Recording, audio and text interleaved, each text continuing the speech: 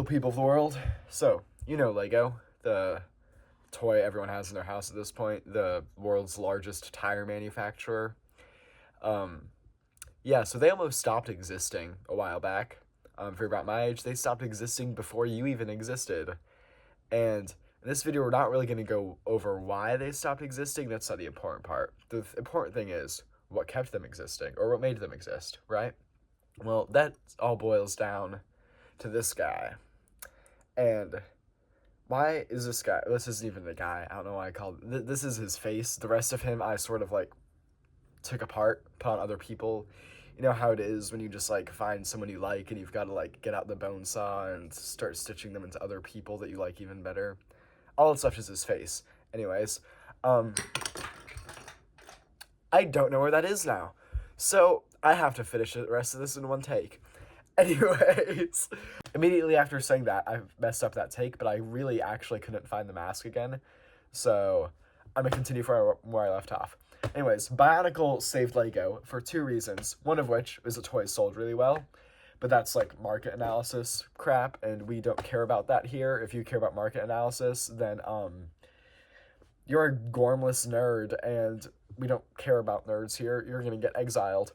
Anyways, the other thing is the story. Now, the story ultimately serves as a marketing tactic, but somebody looked at Bionicle and was like, hey, yo, guys, what if, right, a bunch of space god oil barons create Geiger-esque biomechanical life forms, put them inside an even bigger life form, hurl them all into space, and then one of them decides to become Cancer and overthrow their artificial god. And everyone went, sure, sounds about right. And I guess you don't need to watch the rest of this video or series anymore now that I've explained the plotline. But stick around if you want to hear details, because the details are where it gets really cool. Anyways, while the story ultimately served as a marketing tactic, and but considering how complicated it was, it also wasn't just that. It was a lot more, because if it was only for marketing, you'd get all the characters as toys. People would be like, oh, that's a cool character, I want them as a toy. But most of the characters, Lego never actually sold toys of. Like, at least, like, probably like a quarter actually got toys, I'd estimate, out of like hundreds of characters. There were a bunch of just random, I mean, well, that number is because of a bunch of random throwaway people. But there are also important characters, a lot of which show up. And, excuse me, they just exist. Like, instead of to sell toys, they exist to make the fan base argue and start wars online trying to decide what those characters would actually look like. Also, before you discount the story for being made for children, Bionicle gets brutal sometimes. Like, it basically took Springtrap from FNAF, made him exist in this, but like, what, 7 years before Springtrap existed in FNAF? And then there's also, like, a guy made of bugs who will stab people and all those bugs will crawl inside of them and eat them from the inside out. And then there's this Lovecraftian, like, dream god thing that eats people's dreams. And then they go insane because they can't dream anymore when they go to sleep. And they, like, murder each other, if I remember correctly. And then, everyone else thinks they have a contagious disease and they get shunned from society even though they're all just, like, needing help. And then there's also someone who gets all of his molecules teleported to different locations at the same time, and that's how he dies. And yeah. Anyways, so this story is long, and I'm gonna make 4 of these because it gets whack, and I need to go into detail on some of the wacky stuff that happens. And also, this Bionicle is sort of like Fight Club, where once you're done reading it, you have to go back and do it all again, because there's so much foreshadowing and like all these little hints that build up leading to you be like, oh, and so like once you're done you have to like go back and be like, oh, I see it now, it makes so much more sense. Bionicle makes no sense if you don't know the ending, right? It'll take 3 videos to get there. The 4th video is everything after the reveal, but like at the end of video 3 you're gonna be like, oh, okay, now everything makes sense, right? But right now nothing makes sense. And yeah. Also, as I was filming that, I noticed there's, like, a lighting issue on the camera. Like, it looks like about here. That's, like, the light's reflecting. That's gonna annoy me the rest of this video. It's probably gonna annoy some of you if you haven't noticed it already, and now you know only now noticing that I had pointed out. Also, speaking of lighting, I'm like under my bed right now, and I have these lights on because it's nighttime, and when it's nighttime and I lose the sunlight coming inside, my room turns yellow, and it looks like Mexico from Breaking Bad. Like the not saying that Mexico was made up for Breaking Bad, but like in the sense that when they go to Mexico in Breaking Bad, everything is yellow. So yeah, that is a 7 foot tall wooden giraffe, by the way. His name is Remington. Now, before we get into the storyline, this is the point in the video where most other YouTubers would be like, "Oh, here's a sponsorship," but nobody watches me, so I don't have that. But instead, I will go on a brief tangent here. The foreshadowing and like weird stuff going on in the atmosphere of Bionicle and like the insane concepts they come up with and creative violence and all that. That's why I like it so much, and I've been like trying to replicate that and use it to inspire me in a lot of my own writing, which I write a lot. I've been writing for years, but I've never really talked about that on this channel. But so yeah, instead of a sponsorship, I'm gonna plug my own writing stuff. So because I've got to advertise it somehow, and I have no other social media to advertise it with. So I'm currently writing a web serial called Icarus, and it's about superheroes in a like setting based on medieval Europe. And the main inspirations for it are Worm, Bionicle, and Berserk. I mean, as you can see, there are like all these Berserk books back here, all of them, except the most recent one. But so yeah. Also, speaking of how I mentioned old stuff, because I mentioned it, like how I mentioned writing in the past. If you're an old viewer, you're probably wondering what the hell this video is, because before I just did like Lego reviews and stuff. A lot of my friends told me I'd be good at videos where I just ramble on about stuff I like to talk about, so that's what this is, and we're gonna give it a shot, probably a few shots, although this video has taken 3 months to make so far. So yeah, also just to add, this video would not have been possible without Biosector 01 and the Biomedia Project for allowing me to compile all the information I needed. And also 2 of my friends who are working on making a thumbnail for this and editing this for me. And yeah, okay, now to the actual video. I need to like figure out what gestures I'm gonna do to like segue into things before.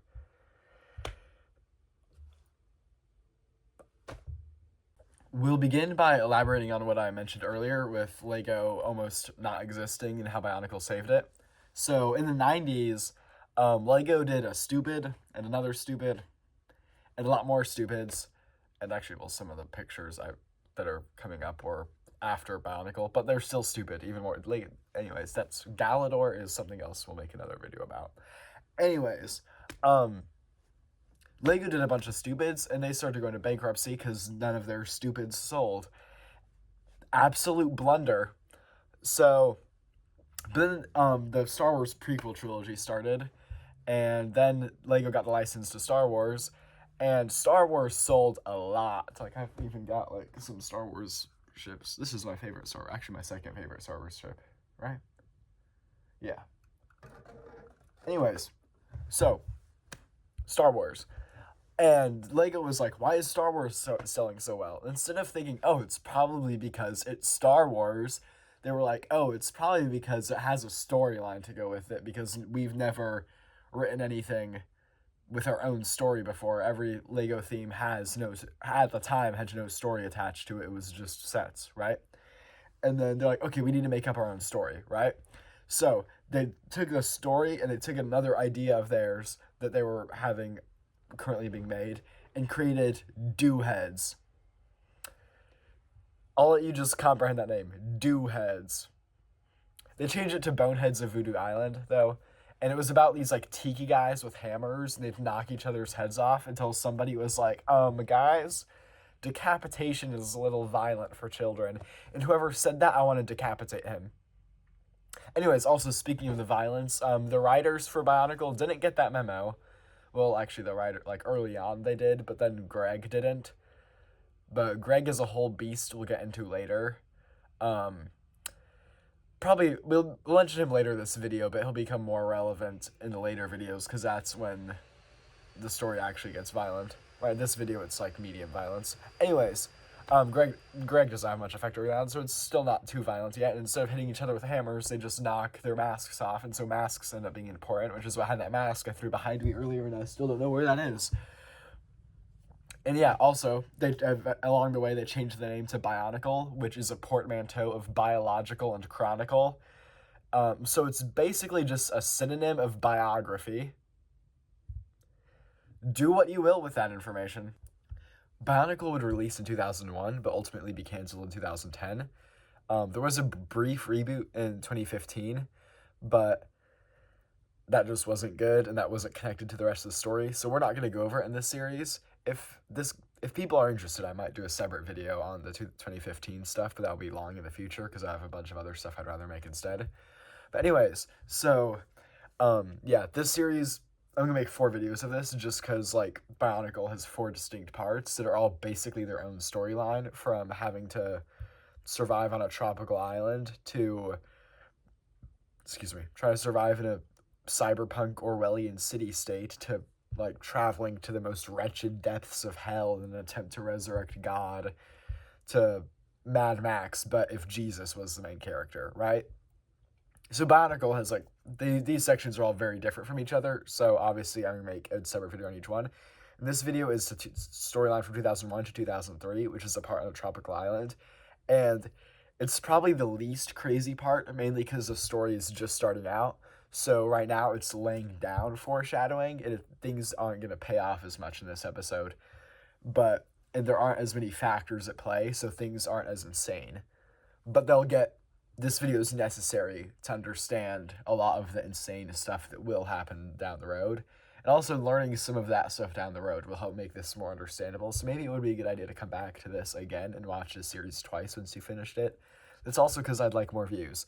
And also, this series will probably take like a year to make, because I've already been working on this for 3 months, and I don't know how long it will take me to finish filming this and for my editor to then edit it all. Anyways, yeah, gathered friends, let us begin the tale of the Bionicle. 2001 already starts off as annoying to recap because it's told from 2 different stories, from 2 different perspectives that are intertwined with each other. First off, we've got the perspective of Takua, this lad. He's the main character of Bionicle. And then we've got the perspective of the Toa, these lads. They're also the main characters of Bionicle. You see what just happened there? Yeah, Bionicle's like that. Is there really a true main character? Not really. I guess in this video it'll be Takua, generally. At least for 2001 and 2003 and kind of 2002.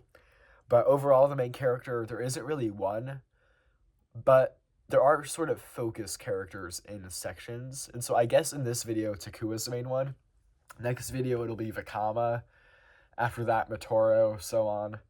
All the main characters are introduced in this video, though, but they'll get, like, focuses later when we see different parts of the storyline, because of the way it works out. But, yeah, anyways, 2 perspectives that I'm going to have to cycle through for 2001. Takua and the Toa. The story begins on the island of Madanui, and Madanui's got some, like, Avatar crap going on, right? We've got these elements. We've got earth, fire, water, air, the normal ones. You're familiar with those. But we've also got stone and ice. How are stone and earth different? Well, Lego, much like the United States government, was like, oh, black and brown are 2 different colors. We can make more money if we treat them differently. And so now all the brown people are in the desert and the black people are underground. Anyways, each element also has a prefix to go along with it that will be used in words associated with the element, and I'll use them frequently. So they're Ta for fire, Onu for earth, Ga for water, Lei for air, Po for stone, and Ko for ice. And memorize those if you need to, because I will use them frequently. And so the island is split into 6 regions called Wahis in the Matoran language. We'll get into what a Matoran is in a moment. So there are 6 Wahis, 1 for each element. So they're connected. You make the names like Ta-Wahi is the fire region, Onu-Wahi is the earth region. So yeah, we've got Ta-Wahi, Onu-Wahi, Lei-Wahi, Ga-Wahi, Po-Wahi, Ko-Wahi, right? Those are all regions associated with different elements. And then inside each is a village, or a koro, right? So koro is the word, like how Wahi's word for region, Koro is the word for village. So we've got like Ta Koro is the fire village, Ga Koro is the water village, Po Koro is the stone village, right? So whenever I say prefix in Wahi, that's that element's region or that element's village. And there are also some other like locations on the islands, like the Motara Desert or Naho Bay, but those aren't as important to the storyline, so I probably won't mention them that much. But anyways, so who lives on the island, right? Who lives on Motunui? Well, we've got these people called the Matoran, right? They're like 4 feet tall, 80% mechanical, 20% biological, right? What is the biological? Like, these guys just look like robots. Well, most of it's like inside. So like how the Terminator is like a robot with skin on the outside, but these guys are like people, or like organic on the inside, but then like metal armor and bones on the outside, like almost like a bug with an exoskeleton. That's kind of how I think of them. And so they live in 6 tribes, and much like the villages and stuff, they're split up by with the element names. So a Ta Matoran is a fire Matoran, a Ko Matoran is an ice Matoran, an Onu Matoran is an earth Matoran, right? And so also, I need to like swallow, and I got spit stuck in a weird spot in my throat. Okay, there we go, I fixed it. Anyways, so the Ga Matoran, the water Matoran, are all female, and there are no women in any other tribe on the island. And there's an implied lore reason for this later on, but that's not in this video, that's a few videos from now. So until then, just know, if they're blue, they're a girl. Unless they're like unless they're a Ko Matoran who's got like a blue mask, or if they're a Takua. But usually, if they're associated with water, they're a girl. If they're not associated with water, they're a guy. Simple. Anyways, and yeah. So also blue is water, and then for the colors, each tribe is associated color, right? Like fire is red, earth is black, air is green. Why is air green? Stone is brown, and ice is white, obviously. So each Koro or village or tribe or whatever is led by a Turaga. And so I'm introducing a lot of words to you. But a Turaga isn't a Matoran, they're something else entirely. But they're basically like a tribe elder, right? And so all of the Matoran have like these masks called Kanohi that they wear, and the masks are important to the storyline. And they're supposed to have like powers in them, right? But at this time in the story, only the Turaga are able to use the powers of the Kanohi they're wearing. None of the Matoran can. No Matoran can access powers. Also, the Turaga have like minor control over the elements that belong to their tribe. And so the Turaga, the 6 of them, are Nuju, Vikama, Nokama, Anawa, Wenua, and Matau.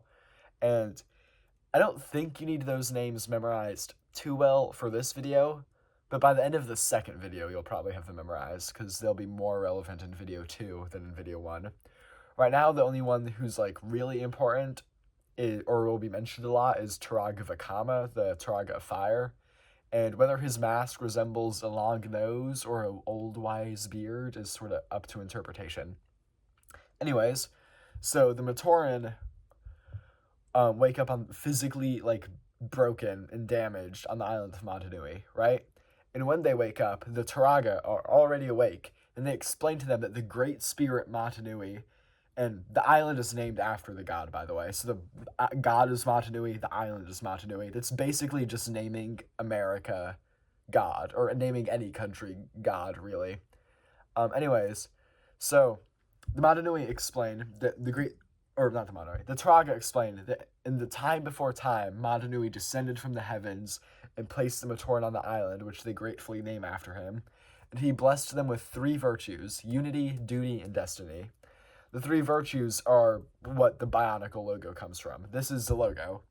And the shape represents the 3 virtues, and the shape of it is also foreshadowing. You will see this shape many times again later.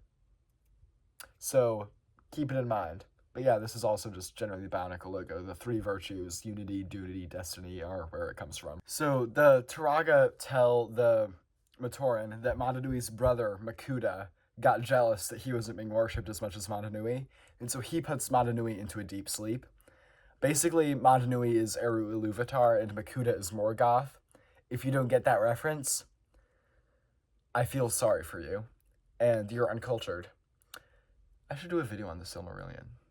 Anyways, so Makuta gets jealous and puts Madanui into a coma, and Makuta's darkness spreads across the island of Madanui, but it doesn't affect the Matoran, except for one of them, but it does affect the Rahi. What are the Rahi? The Rahi are the Bionicle version of animals. Some of them are based off real animals, some of them clearly are not. And this one is Godzilla, and this one is Godzilla, and this one is Godzilla. Anyways, Makuta made all the Rahi, and since he made all the Rahi, he can easily infect them by giving them infected Kanohi masks that sort of just get stuck to parts of their body and put them under his spell, right? And so for 1,000 years, in a period called the Great War, warning just came up on my camera, during the Great War, so they're just fighting, like, in the trenches, right? Not actually, but, like, I'm picturing Austria. So, during the Great War, for 1,000 years, the Rahi are just terrorizing the Matoran on the island, and the whole time, the Turaga reassure them, and they're like, guys, don't worry. At some point, any day now, 6 great heroes called Toa, are going to show up, and they're going to defeat Makuta, and they're going to awaken Madanui, and everything will be great again. But until then, we just have to wait it out, and survive, and wait for the Toa to come. And at this point, it's been 1,000 years, and the Matoran, I mean, most of them still hold faith, but, like, they don't really know if the Toa are going to come yet.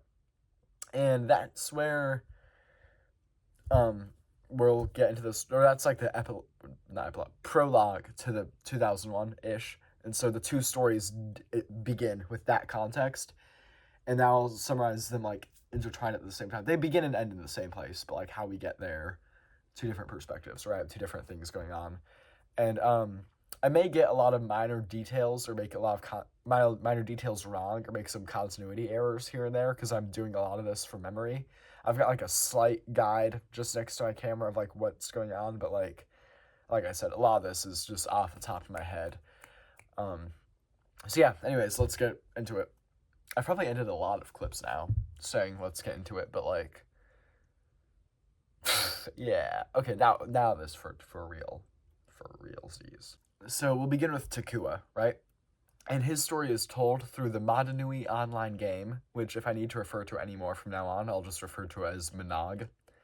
And so Takua is a Tamatoran, but doesn't fit in with the rest of his tribe, which is visibly shown by his blue mask, which blue is not a Ta color, but, like, also his personality doesn't fit in, and so they banish him from Takoro. And now he's waking up on a beach outside Tawahi, and he has no idea how he got there, right? But he did a thing that's not too relevant, except for it accidentally summoned all of the Toa to the island. But now he doesn't remember that he did that, so now he's sitting here on the beach, waking up with amnesia, and there's this big silver metal canister just sitting there in front of him like a beached whale, right? And there are footprints leaving the canister that go off into the Tawahi, and so he follows them, where eventually, while he gets separated from the footprints, wanders through the woods, runs into another Tamator named Kapura, who is just slowly walking back and forth and practicing. Your guess is as good as mine as to what practicing means, but I think his mind may be as slow as his body. Anyways, Takua proceeds past him. Also, Kapura will be back later, but right now he's still there practicing. So Takua leaves Kapura, goes to Takoro, the place he's banished from, and he encounters Turaga Vakama along with his right-hand Jala. And Takua's reminded he's not supposed to be here, but they're like, whatever. And he speaks to the Turaga anyways, and learns the footprints he saw leaving the canister were from Toa Tahu, the Toa of Fire, and that Jala and the other Matoran believed him to be a strange Rahi of some sort and were attacking him until Turaga Vakama showed up and told him to calm down. So while Takua was unconscious on the beach with amnesia, we learned that along with Tahu, all the Toa had, like, sort of shown up. And so all these canisters that they're in wash up, and the Toa get dumped out, and they're, like, in pieces. And, like, you know how I mentioned the Matoran are, like, organic and robotic? Well, for the Toa, a lot of their organics have, like, rotted away. And they have to, like, put themselves back together on the beach. And they get up, and go walking around because they have no idea where they are, right? And so first one we see is Tahu. Also, the Toa's story is all told through the novels and comics, right? Well, so Takua is in the game, and the Toa are in the comics. So first Toa, Tahu, Toa of Fire. He walks up on the beach. And like I said, he controls fire. Also, Toa have full control over their elements and the powers of the Kanohi masks they use. And Tahu has the Kanohi Hao, the mask of shielding, right? So he gets up and walks off to Tawahi, where he runs into Jala and some other Matoran. And like I said before, they thought he was Arahi. They started to attack him, and Vakama explained what's up, right? And so, along with Tahu, all of the other Toa are here, right? But Tahu's probably the one you recognize best. Tahu's like the icon of Bionicle, but he's my least favorite Toa. You can see him in the middle of my shirt right now. But yeah, no, I just don't like him. But he ends up being the group leader, mainly because red sells better than any other color. But also, like, literally the reason he becomes the group leader is, like, he knows when to take charge, but he takes charge so much that everybody realizes that he's not going to listen to them, and that either they'll have to listen to him or everything will go wrong. And that is just so dumb. But that's not like it's never said directly, that's why, but it's like in my opinion, it's how it's implied. And I'm like, what? I don't like him. That's like probably blasphemy to a lot of people saying I don't like Tahu, but all the other Tuamata I love. So like that makes up for it. Pohatu's the best. We'll get to him last. Next we see Lewa, or Liwa, Lua. There's a lot of ways you'll pronounce his name. I might honestly interchange between some of them throughout this video. But anyways, so Liwa is the Toa of Air, and we meet him swinging through the jungle, right? He's green, he has an axe, he's got the Kanohi Miru, which is the mask of levitation, which certainly helps with the fact he can control air, so now he can levitate and then use air to push himself around and fly, which is useful.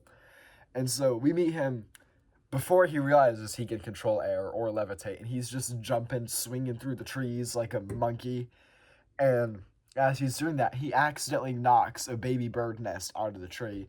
He goes like, oh no, and goes to try to save it, and lifts it up, realizing he can control air, and like gets up, saves it by using air, right?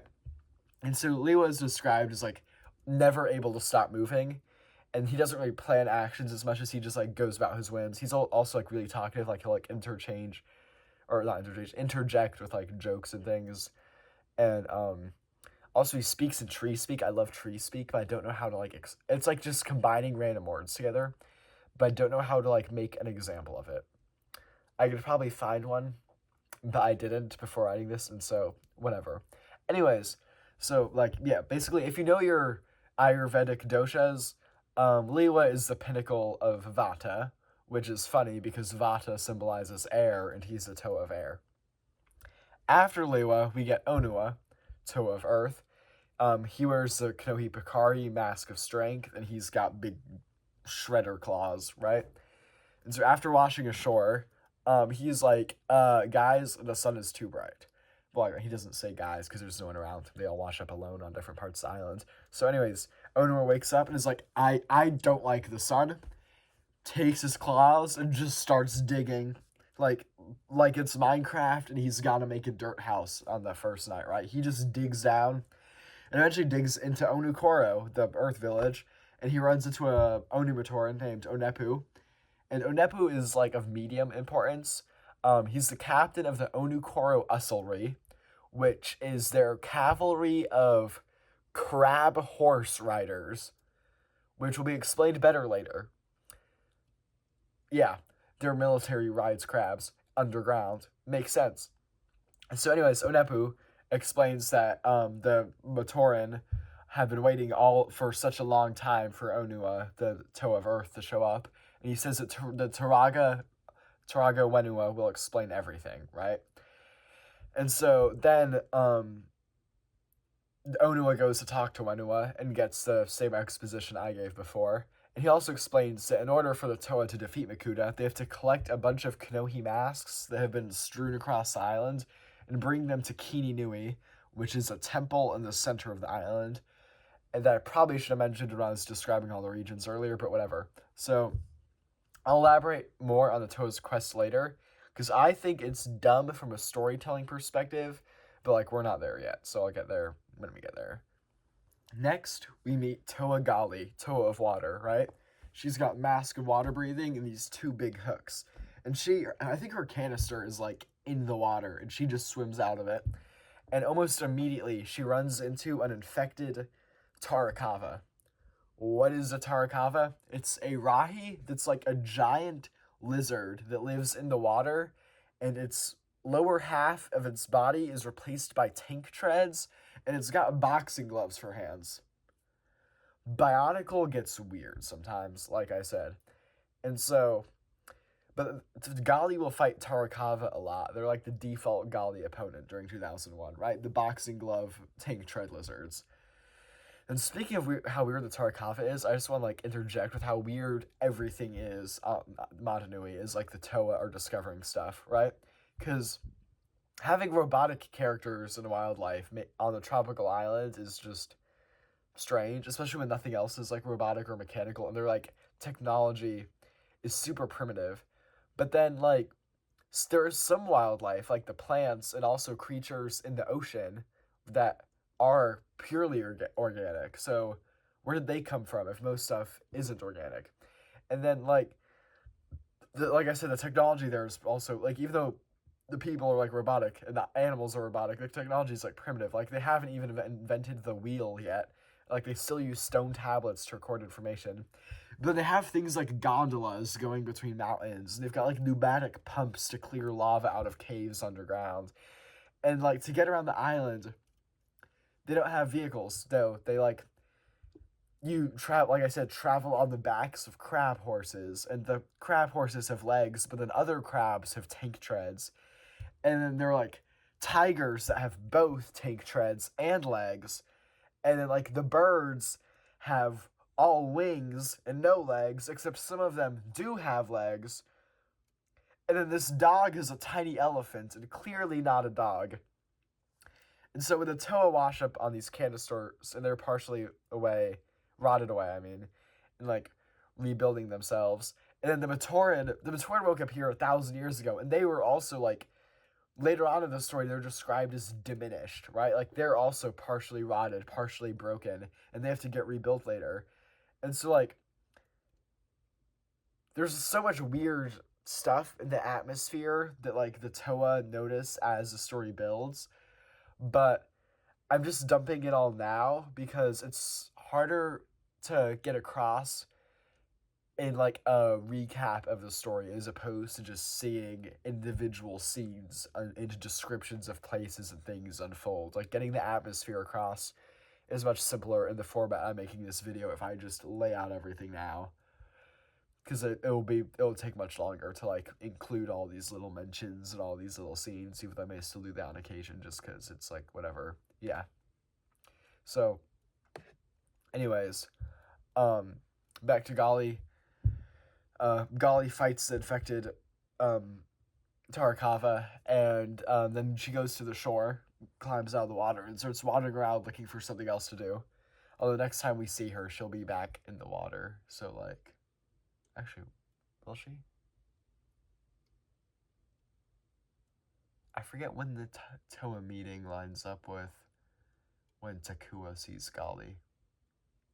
I'll figure it out when I get there. When we meet the next Toa, Toa Pohatu, the best Toa, right? He's already getting stuff done, right? He wears the Mask of Speed, the Kanohi Kakama, and he has no weapons. He's just got really big shoes, and I love it. So, Pohatu has already spoken with Turaga Anawa, the Turaga of Stone, and he is just sprinting across the desert to go start his quest, right? Running on his big shoes. Bro's got some thunder thighs on himself, and he is just like, and he ends up in Kauai, running up a mountain, where he runs into Kopaka, Toa of Ice. And Kopaka is also already getting stuff done, right? He wears the Mask of X-ray vision. He wields a sword and a shield. Also, mask is called the Akaku. And Kopaka has also spoken with his Turaga, so two Toa are on the same page, except for an issue. Kopaka doesn't like Pohatu. Kopaka's got, like, avoidant attachment disorder or something, and he's trying to push Pohatu away. He's like, no, get away from me. And Pohatu is like, nah. And Pohatu keeps following him around. And so eventually Kopaka's like, whatever, if this guy's not going to stop following me, I guess he has to follow me. And eventually Pohatu convinces Kopaka that they should go find the other four Toa. And along their way to the meeting, they climb up Mount Ihu, which is the tallest mountain on the island, and they already find one of the Kanohi, right, that the Turaga told them to look for, and it's Kanohi Hao for Kopaka, right? And this is the first any Toa has collected one of their masks that they have to collect. All 6 Toa then arrive at the Kininui, the temple I mentioned in the middle of the island. And the meeting is a complete disaster. This is where we start to see how their characters interact and how the characterization is. But rather than explain it, I'm just going to read like 2 pages from the book. And because I don't have a physical copy of the book, I looked it up and just wrote down what it says. And so I can't read my own handwriting sometimes. This will be interesting. Also, I'm going to attempt voices for the characters. Am I great at voices? Not really. Especially because most of this would be in Kopaka's voice, and, like, I don't know. I'm going to attempt to imitate the voices from Bionicle Revised. If you know what that is, you know what that is. But might not be the best voice acting. Anyways. The second newcomer stepped forward. Kopaka.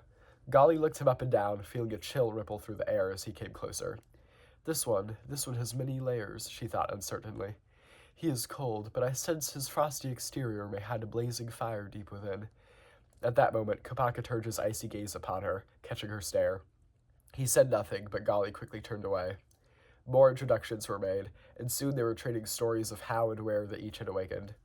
As the others chatted, Kopaka said little. He was thinking about the future, what else lay in store for them here, and what of the mysterious Makuta, the evil one his villagers had spoken of. He glanced at the red one, Tahu, who was blustering on about his journey to find his village, Takoro, at the top of a volcano. This fire Toa is full of hot air, Kopaka thought. Will he be prepared for the heat of battle, or will he burn out quickly? Then there was Onua, Toa of Earth. He spoke less than the others, while listening to all that was said.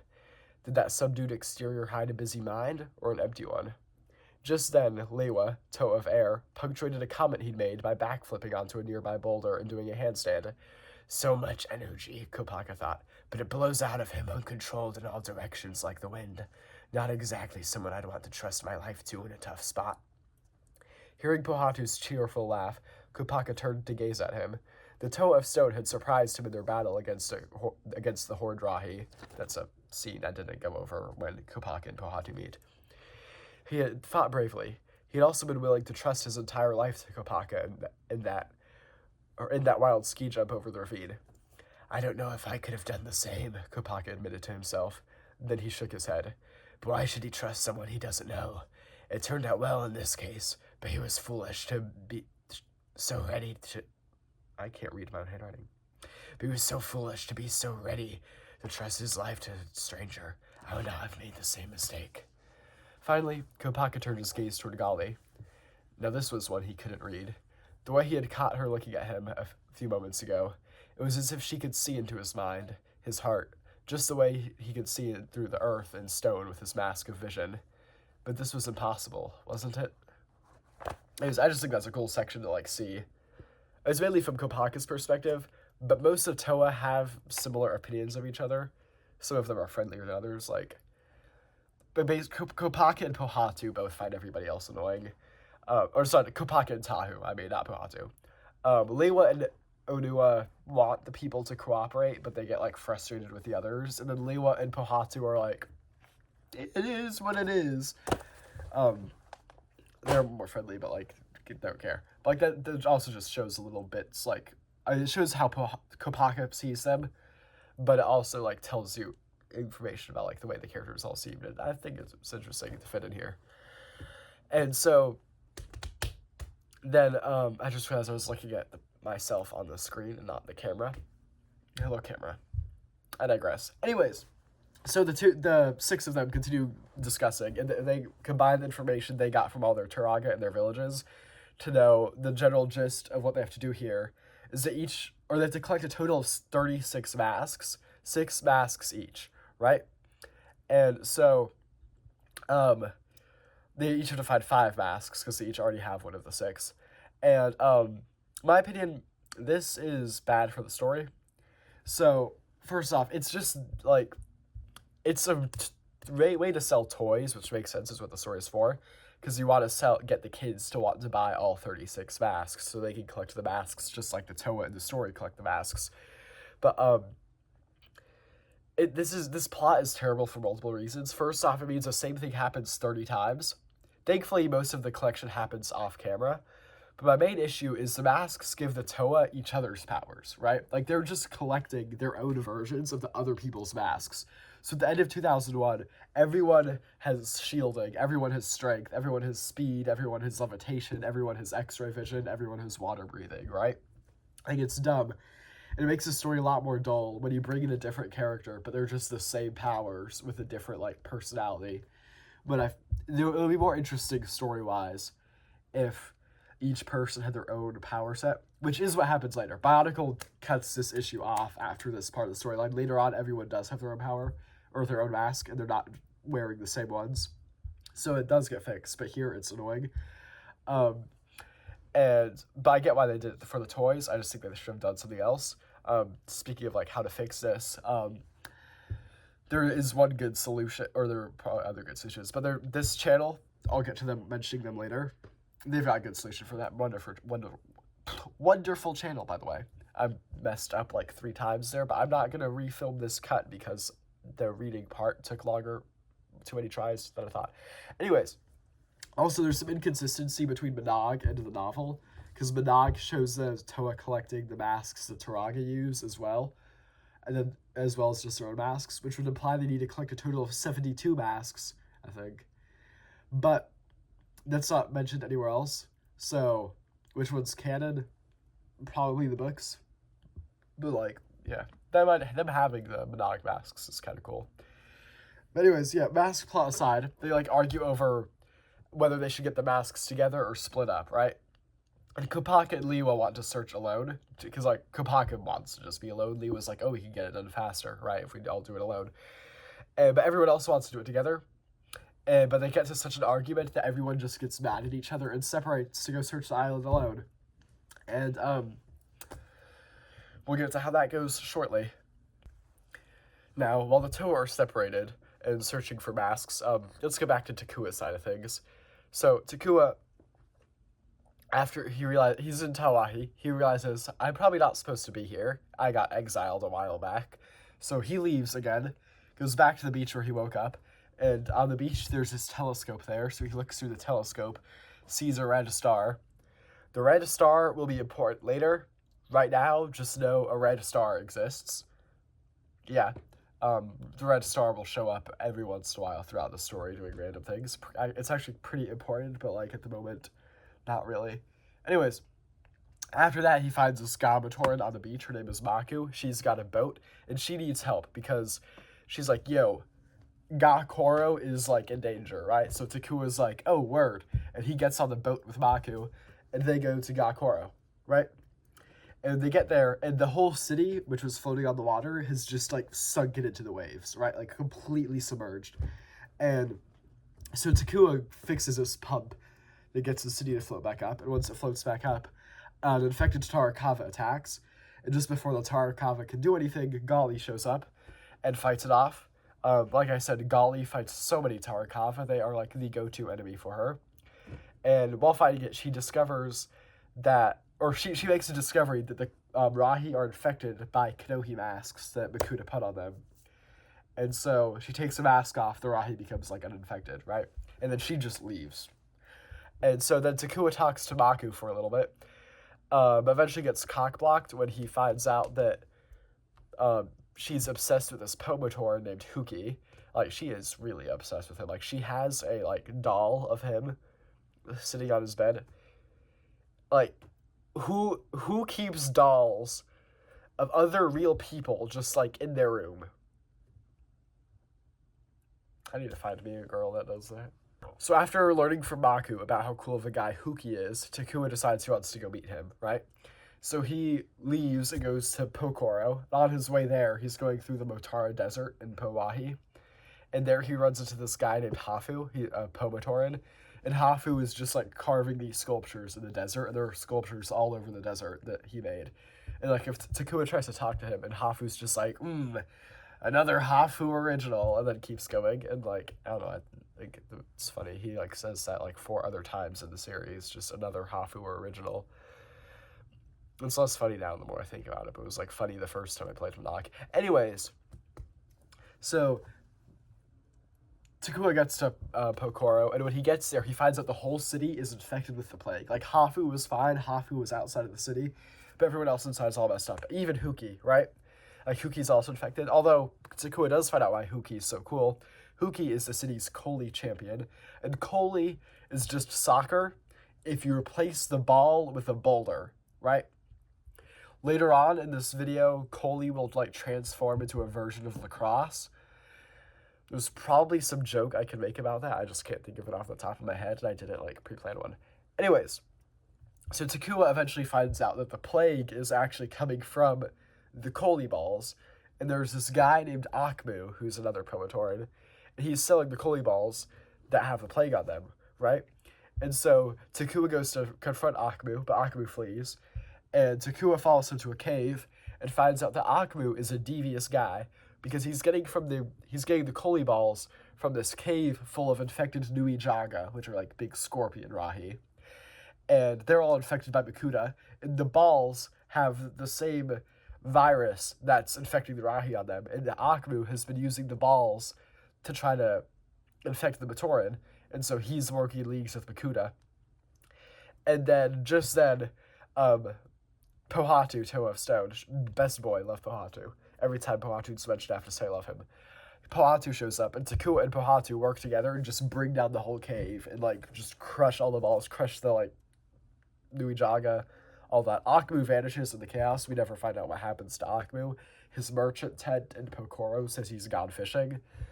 But anyways, after that whole deed happens, Takua goes back to Pokoro, and Turaga Anua and Turaga no Kama, the Turaga of stone and water respectively, decide to task Takua with being the chronicler, which means he has to travel all across Motonui and, like, record everything he sees, like, record history, right? I don't know why they wouldn't have multiple historians, but apparently they just have one, right? So now Takua is the chronicler, and he is, like, top-tier importance in Matori. Like, he went from being in exile to helping collapse a cave, and now he's super important.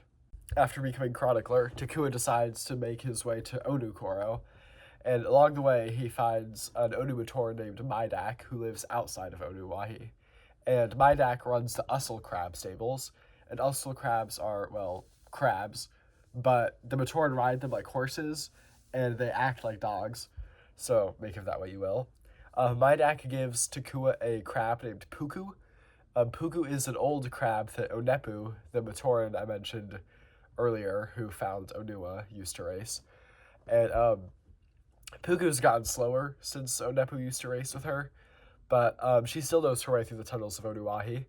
And so while Takua uses her to traverse down to Onukoro, the two form, like, a bond that they're not together for long, but this time they form a bond that Onepu notices. And so that will become relevant again later. Anyways, so Takua and Puku eventually get to Onuwahi, and once they're down there, most of it is just a giant lightstone mine. Lightstones are like glowstone from Minecraft, basically, and there's not much else to say about them. Also, along with lightstone, the Onumatoran are mining protodermis, which is like this metal that, along with being in the mines, it's also it comprises most things alive. Like the Matoran and Rahi, the metal parts of them are made of protodermis. The Kanohi masks are made of protodermis. And so, if they're getting protodermis from the mine, when the Rahi and the Matoran are made of protodermis, where did their protodermis come from? Anyways, we'll see a lot more stuff involving protodermis later, because it exists in a lot of different states, and it's basically like the story's magic goo, except here it's crystallized metal. Anyways, as Takua goes around to try to chronicle things about Onukoro, he discovers the the village has run into two problems. The first is the mine went so deep they got into a layer they couldn't break, like bedrock in Minecraft. They couldn't dig through it, but they somehow found out it's composed chemically of a combination of protodermis and an organic material resembling like the chitin that would be on like a crab shell. And they think this layer, as far as I can tell, it covers the entirety underneath the island. And they don't know why there's semi-organic metal that's unbreakable covering the ground. And they find along its surface this little sundial-looking thing. It's not little, it's pretty big, like a big circle of the ground. Takua makes note that they find that, and that will show up again later. And Takua continues going around, and the other problem he found they've run into is Onukoro has highways, or Onuahi, because they connect Onukoro to other Koros, but they're like tunnels under the island, right? Like a subway system almost, except instead of riding a subway, you run around on crab horses, right? And so they're digging a new tunnel to get to Lake Oro, but right now the progress of digging it has slowed down to a crawl. And Takua's like, oh, I wonder why it's slow. I'm gonna go investigate. So he goes to investigate why it's slow, gets there right as they finish the tunnel. Like, he gets there, and immediately they break through, like, the side of a mountain, and they're like, oh, we're in Lake Wahi now. And so he and this Onumator named Taipu step out into Lake Wahi. As Takua and Taipu step out, a Nui Rama, a giant flying wasp, right? He just flies down, grabs Taipu, and flies away with him. And Takua is like, oh, oops. Then he runs off to help him. Yeah. Takua gets lost after following the Nui Rama, and he eventually finds Lake Oro. So the tunnel put them just somewhere in the middle of Lake Wahi. They didn't actually get all the way to Lake Oro. But as Takua gets lost, he finds Lake Oro, and a Matoran named Tamaru, who happens to be afraid of heights, even though he's a Matoran of air. Anyways, Tamaru helps him get up into the village, which is like in the trees, like the Ewok village in Return of the Jedi. And all the Matoran are hiding. Like, they're like, the village looks abandoned, but then they all come out of hiding once Tamaru says the coast is clear. And they explain that they were hiding because the Nui Rama keep attacking the villages and stealing the people. And then Takua is like, oh yeah, I just watched him steal Taipu and apparently some other Onumatoran, right? And so then at this, the Lematoran, like, okay, now they're stealing too many people. Not just our village is affected, but now the Onumatoran are effective. We need to fight back, right? So Turaga Matau, the air Turaga, along with a Matoran named Kangu, plan an attack on the Nui Rama hive with their Gecko Force. And the Gecko Force is just Air Force, but they ride these big birds called Gecko birds. And some of them have guns on them that shoot bamboo discs, like those Nerf guns that shoot like the discs instead of the darts, but instead of foam discs, they're like big bamboo ones. Anyways, and so Kangu is being the leader of the Gecko Force. He decides to let Takua ride with him on the back of his Kahu, and the Kahu is just like a giant, oversized species of gecko, right? And so Takua hops on the Kahu with Kangu, and he like mans the guns on it, right? And they go soaring off with the whole fleet of gecko birds behind them to go attack the Nui Rama wasp hive to save all their friends. As the Gecko Force is attacking the Nui Rama hive, Kangu's Kahu just sort of crashes through the wall of the hive, and like Takua and Kangu just like fall off of it, tumble in, find all the enslaved Matoran, right? And also, yeah, the Matoran weren't just stolen, they were like enslaved somehow. And so they're there to save the Matoran, but Liwa shows up, right? Toa Liwa. They're like, oh, another Toa here to save us. But as he gets closer, they realize his mask has been replaced with an infected Makuta mask. And he's basically a zombie now, right? He's possessed. And Liwa becoming possessed will be a running theme in Bionicle. I don't know why it's always Liwa, but this is not the last time it's not even the last time it will happen in this video, let alone the whole storyline. Like, Liwa just keeps getting possessed. Anyways, so Liwa shows up, but before he can harm the Matoran, Toa Onua, the Earth Toa, appears, and the two start fighting until Onua manages to tear the mask off Liwa.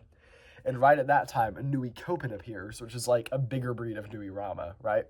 this big wasp thing appears to like attack them all, and the Toa fight it off while Takua, Kangu, Taipu, and all the other Matoran like flee the hive, and then the hive eventually like collapses after the Toa fight off the Nui Kopen.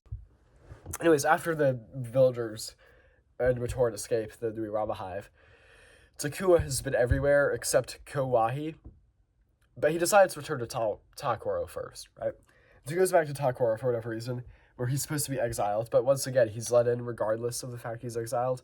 He runs into Jala, who he saw the first time he came here. Like, Jala, again, there are a lot of names. Jala's the leader of the Takoro Guard, like the largest military force on the island, right?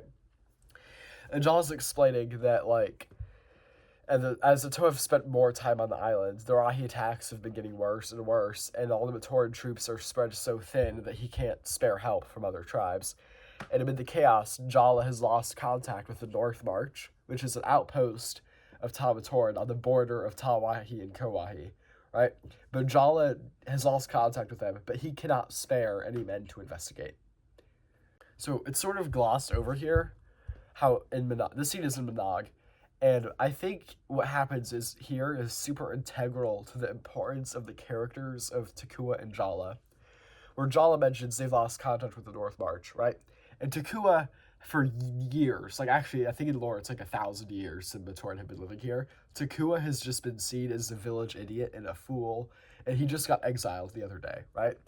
But then when he comes back after his exile, he's now the chronicler and one of the most important people on the island, and like one of the most respected positions, even though he's had it like only a couple days, so he doesn't have a reputation yet, but the title he has a reputation.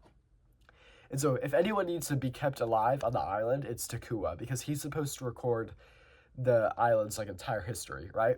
And so Jala thinks of Takua as a fool, but Takua shows up now in this respected position, and Takua should be protected and kept safe because he's the chronicler. But then Jala is like, oh yeah, I lost contact with the North March the other day. I can't send anybody there. And immediately Takua is like, all right, I'll go. Doesn't know what's going on up there. The worst thing in the world, like Makuta himself could be waiting up there for all Jala and Takua know, right? And Jala has always seen Takua as a fool. Now Takua is just like, you know what? Screw it. I'll go up there right now. Maybe it's still him being a fool, but I feel like this, for Jala and Takua's relationship, this is an integral moment, in my opinion, where Jala gains respect for Takua, and it like builds this bond they have by 2003, which we'll get to by the end of this video, they're like best friends, right? And that in the storyline, that's only a couple months away. And so I think that moment sort of starts here. But yeah, so I don't know. This is like a moment that like isn't seen, kind of glossed over in my opinion, but like I feel like this is a really important moment in the story. So Takua rides a cable car up to the North March. When he gets there, he finds an abandoned outpost. And the only Matoran he finds there is a Komatoran, like frozen in ice. As to why it's a Komatoran, the outpost was like shared between the Ta and Komatoran. And so Takua thaws the Komatoran from the ice, finds out. Now, I don't know whether his name is pronounced Kopik or Kopeke. The wiki says Kopik, and I've heard people say Kopik. I've also heard people call him Kopeke. Personally, in my opinion, Kopeke is just more of a fun name than Kopik. Also, Kopeke like rolls off my tongue better and is easier to flow into his head. So I'm going to refer to him as Kopeke. If you have an issue with this, go eat like a brick. I don't know. I couldn't think of something funny fast enough. Anyways, so yeah, Kopeke is like, oh yeah, by the way, Makuta attacked, and he claimed all the other Matoran. Don't know what that means by he claimed them. They're dead. The other Matoran are dead. They're so definitely like fucking dead. Like they probably massacred and their bodies are gone. So like, well, they get turned into pieces probably, because we see like a bunch of pieces floating around later, and those are probably pieces of Matoran. You'll see what I mean later when the floating pieces show up. I'm assuming they're Matoran body parts. Anyways, so Kopeke is pretty quiet, so Takua doesn't learn much else from him other than that Makuta claimed the other Matoran who were here. And Kopeke just tells Takua if he wants to do anything else, go talk to Turaga Nuju, that big, the ice Turaga. And so Takua is like, okay. And so he continues on to Kokoro while leaving Kopeke behind. And Kopeke decides to guard the North March entirely alone. Which, I mean, considering Makuta just attacked it and claimed people, and you're the last one left, and you're like, yeah, I'll chill here by myself and keep it safe. Like, you're not gonna get help?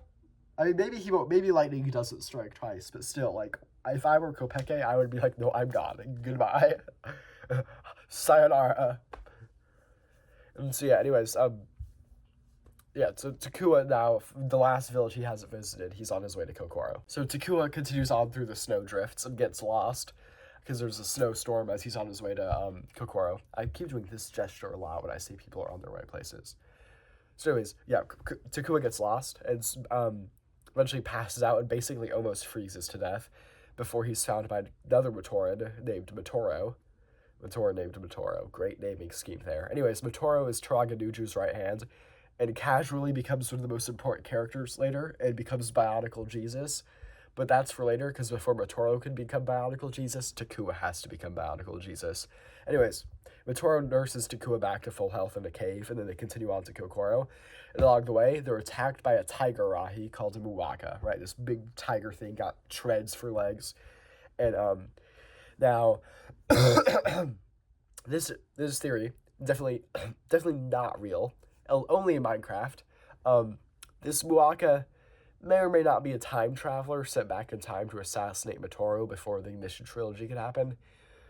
If you don't know what any of that means right now, then that's okay. That's all alleged anyways. All a theory. Only in Minecraft. Not real. The CIA is not involved. Anyways, and even if that were true and not alleged, Kopaka shows up, scares away the Muwaka. I don't know why I'm doing this gesture so much. Kopaka scares away the Muwaka and giving Takua and Matoro safe passage to Kokoro. So now that Kopaka's shown up, let's come back to the Toa a bit. So each of the Toa has shown up one by one along Takua's journey to help him out. And so now Kopaka has left Takua and Matoro to go to Kokoro, and Kopaka leaves to go to Takoro to get a mask that he knows is there. And so he finds the mask on a little island in the middle of a lake of lava. And for a moment, he's like, oh, if I had the Mask of Levitation, I'd be able to go over there and get it. But he doesn't have his Mask of Levitation yet. And he's like, oh, this would be helpful if one of the other Toa were here, but I don't need the other Toa. I need to figure out how to do this myself, right? Because we should all be resourceful. We don't need to rely on each other. I don't need to rely on other people, right? Because he's stupid. Anyways, so Kopaka, this is why men live shorter lives than women. Kopaka makes a bridge of ice, not even a bridge, like in a raft, over lava, and just sprints across it, hoping it doesn't melt before he gets to the other side. And he has to jump, right, because it starts melting. He jumps, barely lands on the island, gets the mask, does the same thing to leave, except this time he's not gonna make it. Like, he realizes, oh crap, even if I jump from here, I'm not gonna land. But like, there's nothing else to do, so he jumps anyways. And suddenly he doesn't land, and instead he's floating. He's like, what the hell, why am I floating? Looks up, and Liwa, Toe of Air, is there, like, basically caught him, puts him back, and he's like, dude, you're stupid. Also, stuff like this has been going on with the other Toa, right? Like, we need each other's help, because individually we keep, getting stuck in these situations that are super difficult to get through alone. And so you want to come back and, like, join us to back up as a group. And after some convincing, Kopaka's like, sure. And the reason Leiwa is saying that is because, like, Leiwa had to fight Onua after Leiwa got possessed because he got stuck doing his own stuff while he was alone, right? And so Leiwa convinces Kopaka. They go to the Kini Nui to regroup. And they're like, all right, cool. Now there's 6 of us together now. But 6 of us might, like, make us too slow if all of us are going around the island in one group. So they split into 2 groups, one of which has Kopaka, Pohatu, and Leiwa. And they don't really do anything too noteworthy for me to mention in the video. But then the other group is Tahu, Gali, and Onua.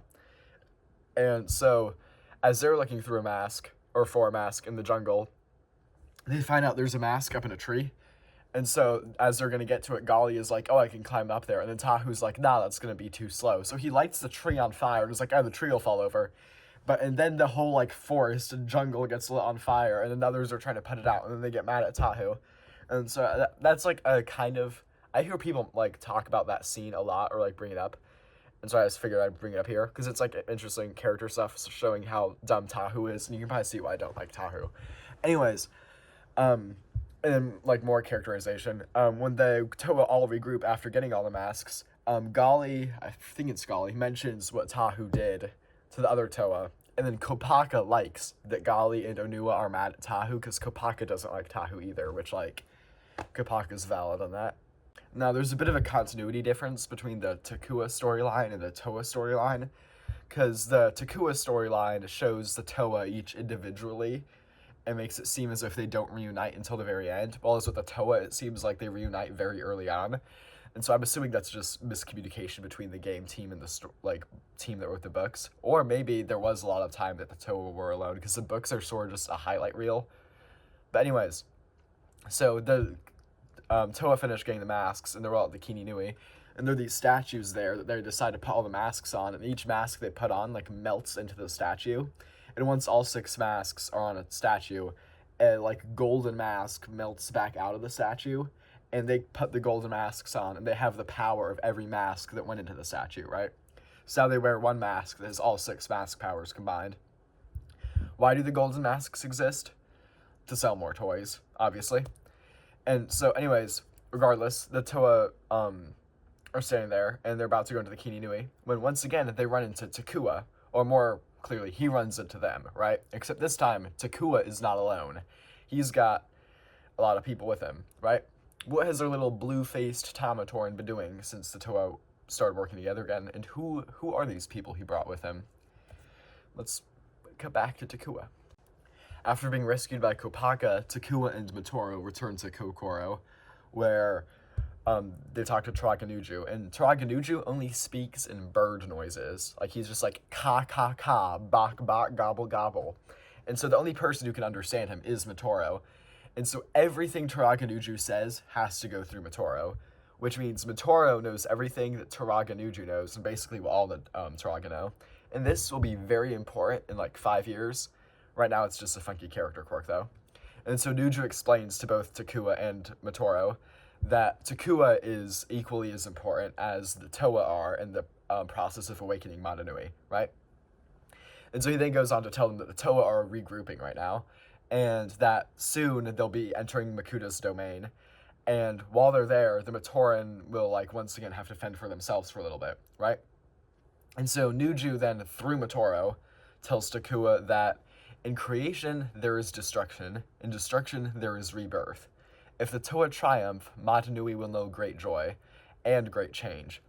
And after some more conversation, Nuju explains that the Toa are going to delve into the earth to fight Makuda in his domain, and all the villages will have to prepare and fortify themselves for like a great battle that's going to happen, right?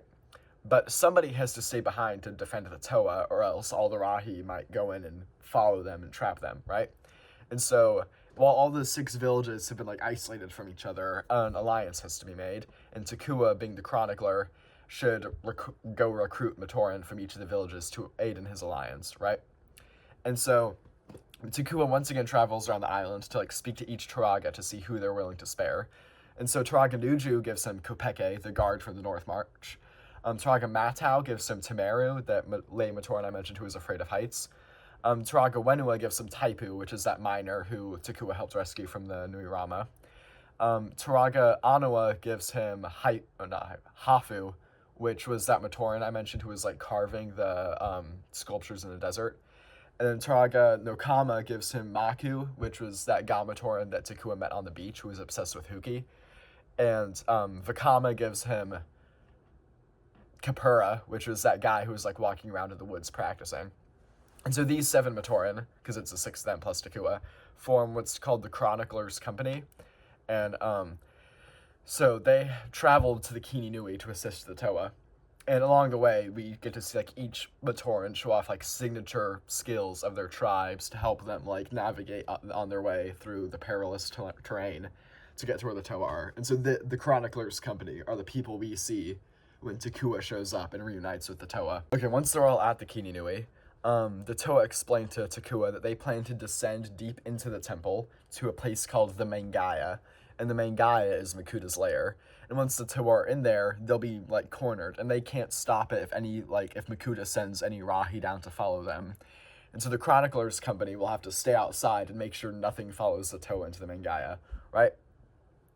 And so before the Toa descend, Gali creates a mental link with Takua to so that whatever happens down there, Gali will be able to tell basically, or Takua will see that through Gali, and he'll know if there's danger down there or whatever the Toa are doing, and he'll be able to chronicle everything that happens because he'll see both what's on the surface that he's doing and what the Toa are doing down there, right?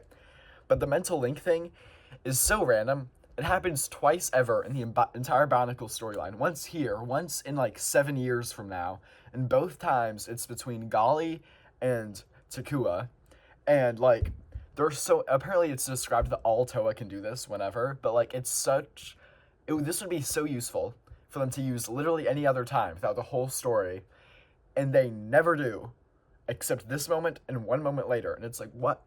It's so random. I mean, the only reason for it is so that in Monog you can see what the Toa are doing down there, but it still doesn't detract from the fact that this just makes no sense.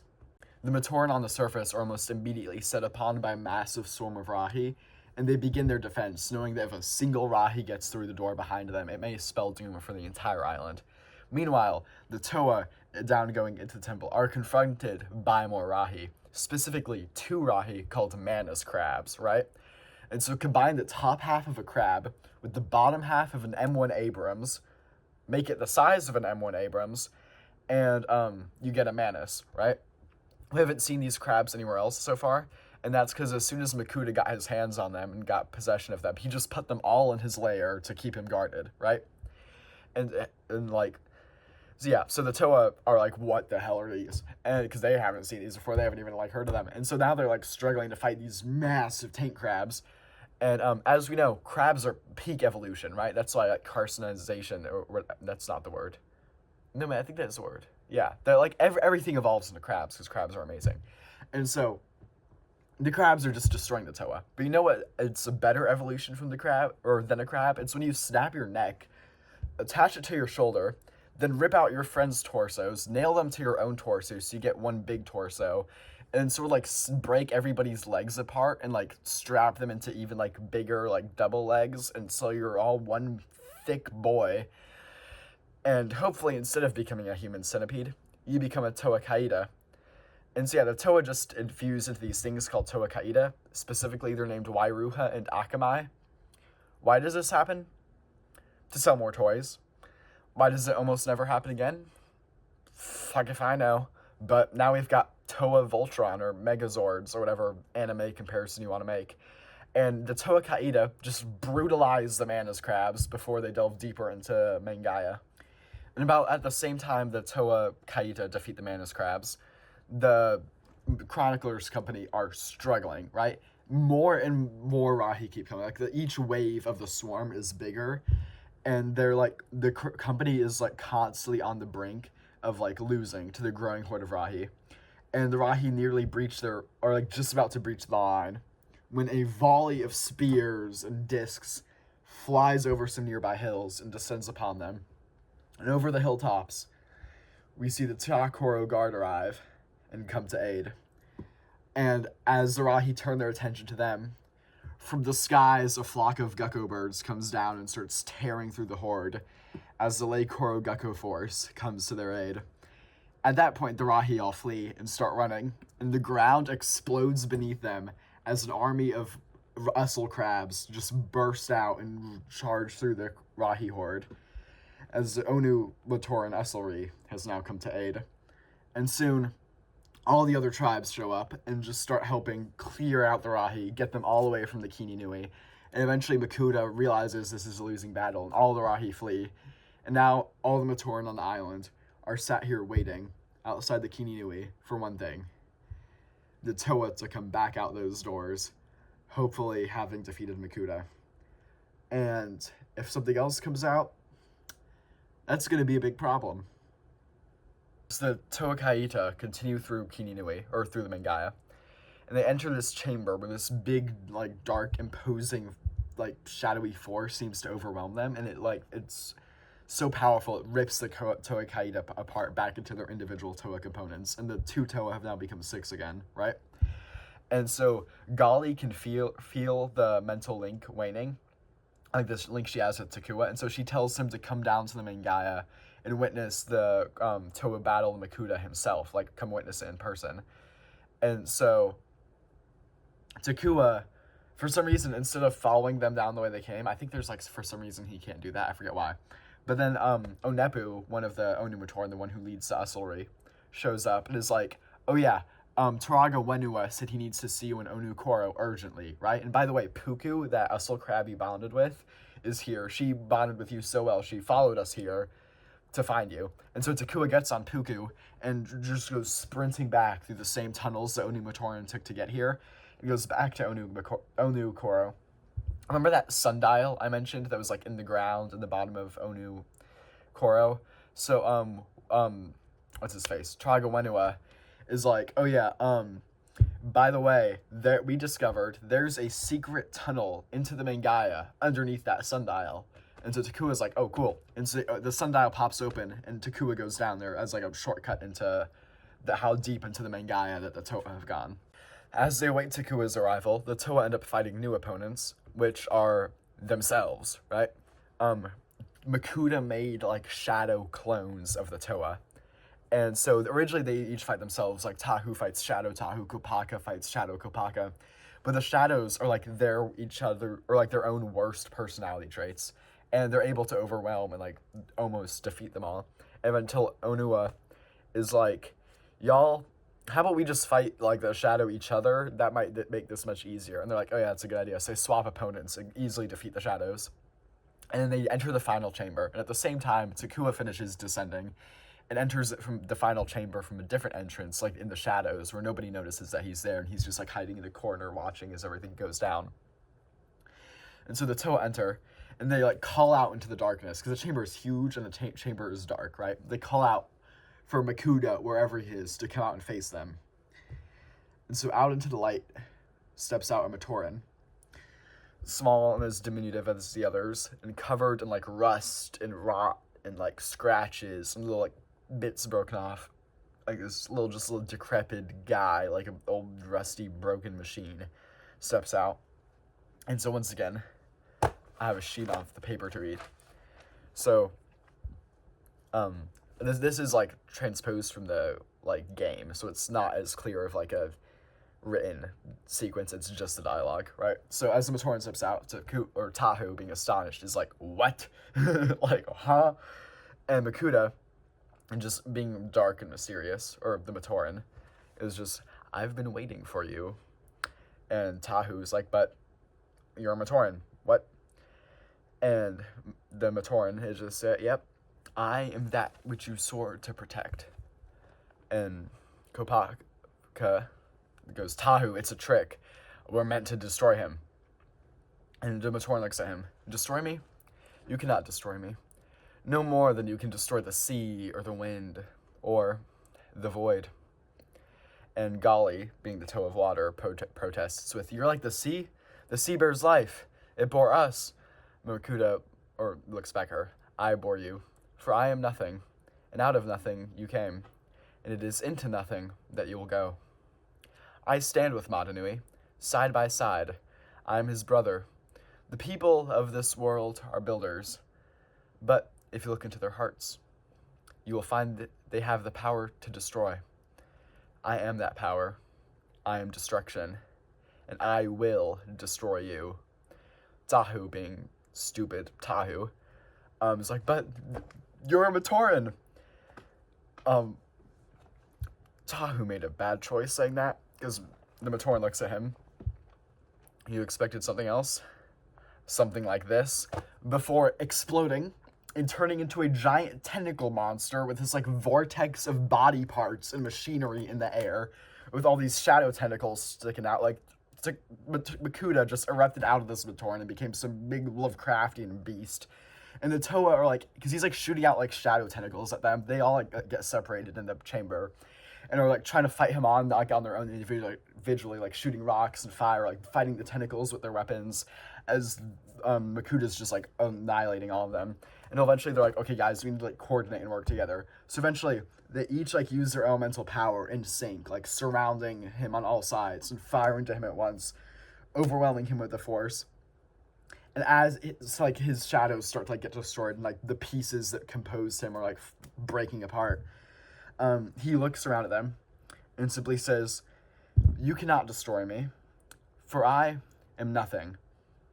And then he just, all his machinery parts that were in the vortex just fall to the ground, and all the like shadow energy dissipates and the chamber like illuminates, and also sort of starts like breaking and falling apart.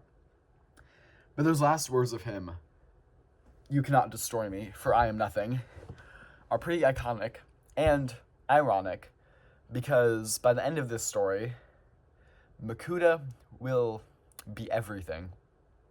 So the chamber, after Makuta like disappears and the Toa like use their powers on him, the whole chamber just starts to collapse, and so all the Toa turn around and flee, and Takua gets trapped in there. And so looking for a new way out, Takua enters a new chamber, and he goes into there, and this one's even bigger than the previous one, and the walls are lined with hundreds, if not thousands, of these glowing green capsules that are a bit larger than him, and they go like dozens up the walls. Like he can't even see the ceiling, that's how big this place is. All these green things. He's like, okay, what are these? Looks into one, and it's like almost like a cocoon, and there's this like creature that stirs inside of it, and it, as like Takua's watching it, it moves around and looks up at him, and Takua is like, hell no, and starts to back away as the creature awakens fully and bursts out of the cocoon. And Takua, clearly knowing he doesn't belong here, turns and flees deeper into the chamber, and hears more and more creatures from the swarm awaken behind him, bursting out of their cocoons and rolling out onto the ground. And eventually he finds a way out that causes him to get ejected back out onto the same beach where he started his journey. And he finds Turaga Vakama there waiting for him. So Vakama and Takua sit beside each other on the beach, and Vakama lets out this like monologue, not really monologue because he's talking to someone, but he speaks to Takua as they're sitting there. And I'll just once again read off what Vakama has to say, because I mean it's a good speech, right? So, "You have surprised us again, Chronicler. We feared your courage led you to a final adventure, but it seems you may have many more in the future. You seem afraid. I know what you saw in that cave. Our prophecies said that Makuta's defeat would end our troubles, but the prophecies have changed. Something yet darker looms ahead of us, but for now, put these thoughts from your mind. There are many reasons for the people of Madanui to rejoice. When we first met you, and you found my mask and my fire staff, and indeed fulfilled requests for all the Turaga, you were thought to be an outcast. No Matoran travels from village to village having adventures. The people of Takoro did not trust you and feared your adventurous ways. They were certain it would bring us ill luck. But you have proven us all wrong, Takua. You stand like the Toa among the greatest heroes. Come, let us leave the windy beach and return to the light and heat of Takoro. Many friends await you there." And with that, the two walk off down the beach to Takoro as fireworks erupt from the village and explode in the sky overhead. And among them, the red star glimmers brightly. And with that, the end of 2001. So, in my opinion, the thing that draws most people into the Bionicle storyline in 2001 is less so the story itself and more so the atmosphere and mystery that is created on the island. And I can't really do much justice to that in a summary beyond just saying there's all these little hints and things here and there. And there was also a lot of stuff in that like Makuta speech. It's like kind of interesting that like fits into that.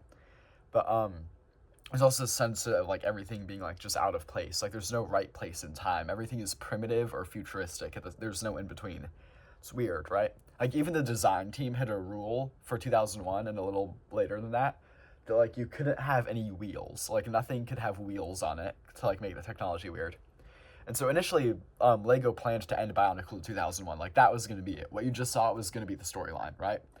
But they planned to toss it aside for Galador, but to take the reins. But Bionicle with its like all with really cool sets and the weird storyline with the weird vibe sold really well, like really well. And so along the line, they were like, okay, we got to continue this because this is making us a ton of money. This is saving us from bankruptcy, right? So they decided to continue into 2002. And so near the end of 2001, they start dropping these hints as to what's to come. And I skipped over most of them except that whole scene with all the cocoons in that room that Takua saw. Most others were like hidden in the background. But yeah. So 2001 gave us this intriguing setting to work with, an island with no right place and time, full of endearing characters and strange mysteries. And in 2002, we're going to watch the entire island get razed to the ground. Clean it all, it must be cleaned. Clean it all, it must be cleaned. Clean it all, it must be cleaned. Much like 2001, 2002 is told across like various mediums.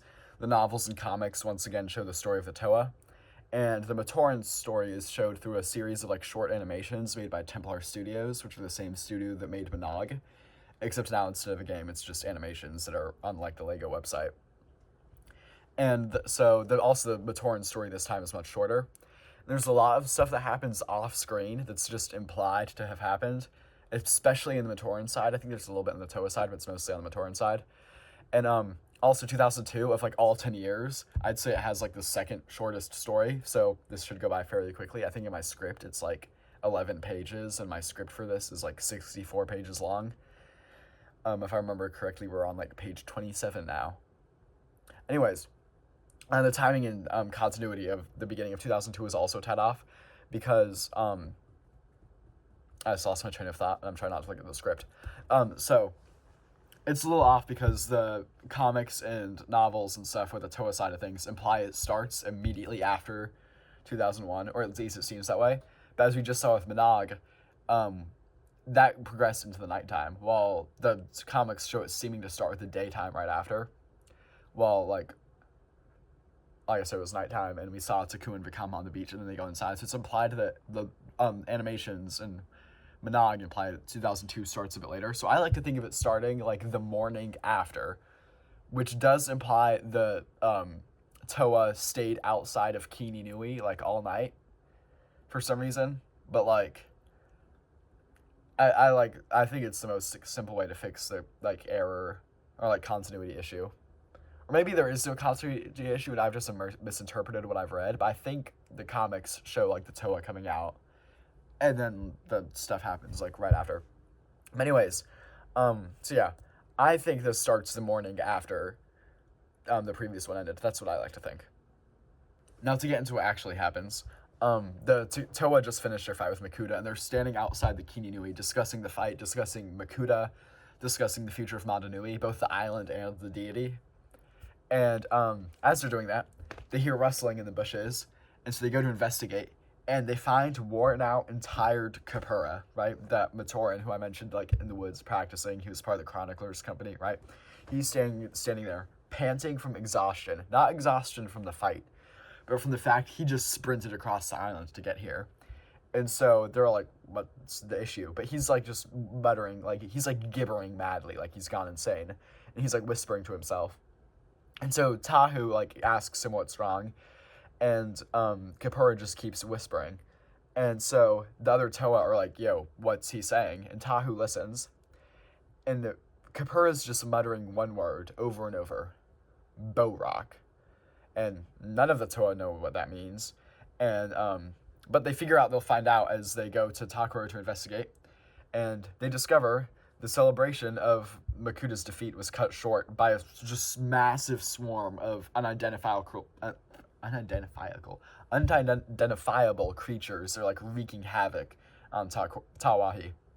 And so they're like these robot bug things. They have like shields in place of their hands, and their heads are like transparent and have these like glowing things inside. And also notably, they like roll into a ball to get around, and like a roly poly. They look kind of stupid. They're kind of, I like these things. They're stupid in a charming way. And the swarm is equally divided between white creatures and brown ones. And the Toa accurately assume that these no-good party poopers are the Bo-Rock. And after some brief conflict with them, they realize the Bo-Rock are mostly ignoring the Toa and Matoran and only like engaging them if provoked first, right? Like they're just walking past the Toa, and if the Toa are like, "Hey yo," and hit them, then they'll turn and attack. They're sort of like the zombie pigmen in Minecraft, right? And so instead, the Borok are focusing on destroying the terrain. Like they're attacking rocks, trees, buildings, like little hills, cliff sides, just leveling everything, and like anything in their way. And among the swarm, there are also these like smaller creatures similar to the Borok, but they're kind of shaped more like the Turaga, in a way, if that makes sense. But then they're like have Borok like features like on their heads, and they're scurrying around on the swarm. And so, looking at the swarm, eventually Lewa and Gali use their powers together, like powers of air and water, to create a massive storm and wash the swarm away. And all the Borok get taken away in this like little like tornado flood thing that the two create. And except one destroyed specimen gets left behind with its clear head plate cracked open, and like glowing green thing that was inside is like sloughing out of its skull. With all the Borok gone, Tragavakama and the Matoran all emerge from hiding, and Tragavakama sees where the Toa are standing around the destroyed Borok, and so he decides to explain everything he knows about the Borok. How does he know about the Borok? I mean, actually, I do know. I'm just not going to tell you yet. Anyways, so there's like a list of things. So I wrote that down. Yeah, I've written a lot of stuff down this recording session. Anyways, so first off, legends say the Borok sleep an eternal sleep, and once they awaken, they will level everything in their path, right? Those little scout creatures that the Toa saw among them are called Borok Va. That's all Vakama knows about them. He doesn't know what the purpose of the Va is other than that. And the glowing things in their heads, like the one that's falling out of the one on the ground, are called Krana. And so the Krana, each Borok has one, and they have powers. They kind of look like little faces. They have powers just like the Kanohi masks do. And so each Krana gives its Borok a different power. And if the Krana is removed from the Borok will fall inert and like stop working. So it's almost like a brain and a mask at the same time. So it's inside its head, but it looks like a mask. Anyways, there are 8 Krana variants. The Krana Za, Mask of Strategy. The Krana Za, Mask of Telepathy. Yeah, so there are 2 called the Za. One spelled XA, one spelled ZA. They're pronounced the same, which is terrible from a conversational standpoint. But anyways, we have the Za, Mask of Strategy. Za, Mask of Telepathy. Vu, or not Mask, Krana, Vu, Mask of Flight. I just said Mask again, right after I corrected myself. Sa, or Ka, Mask of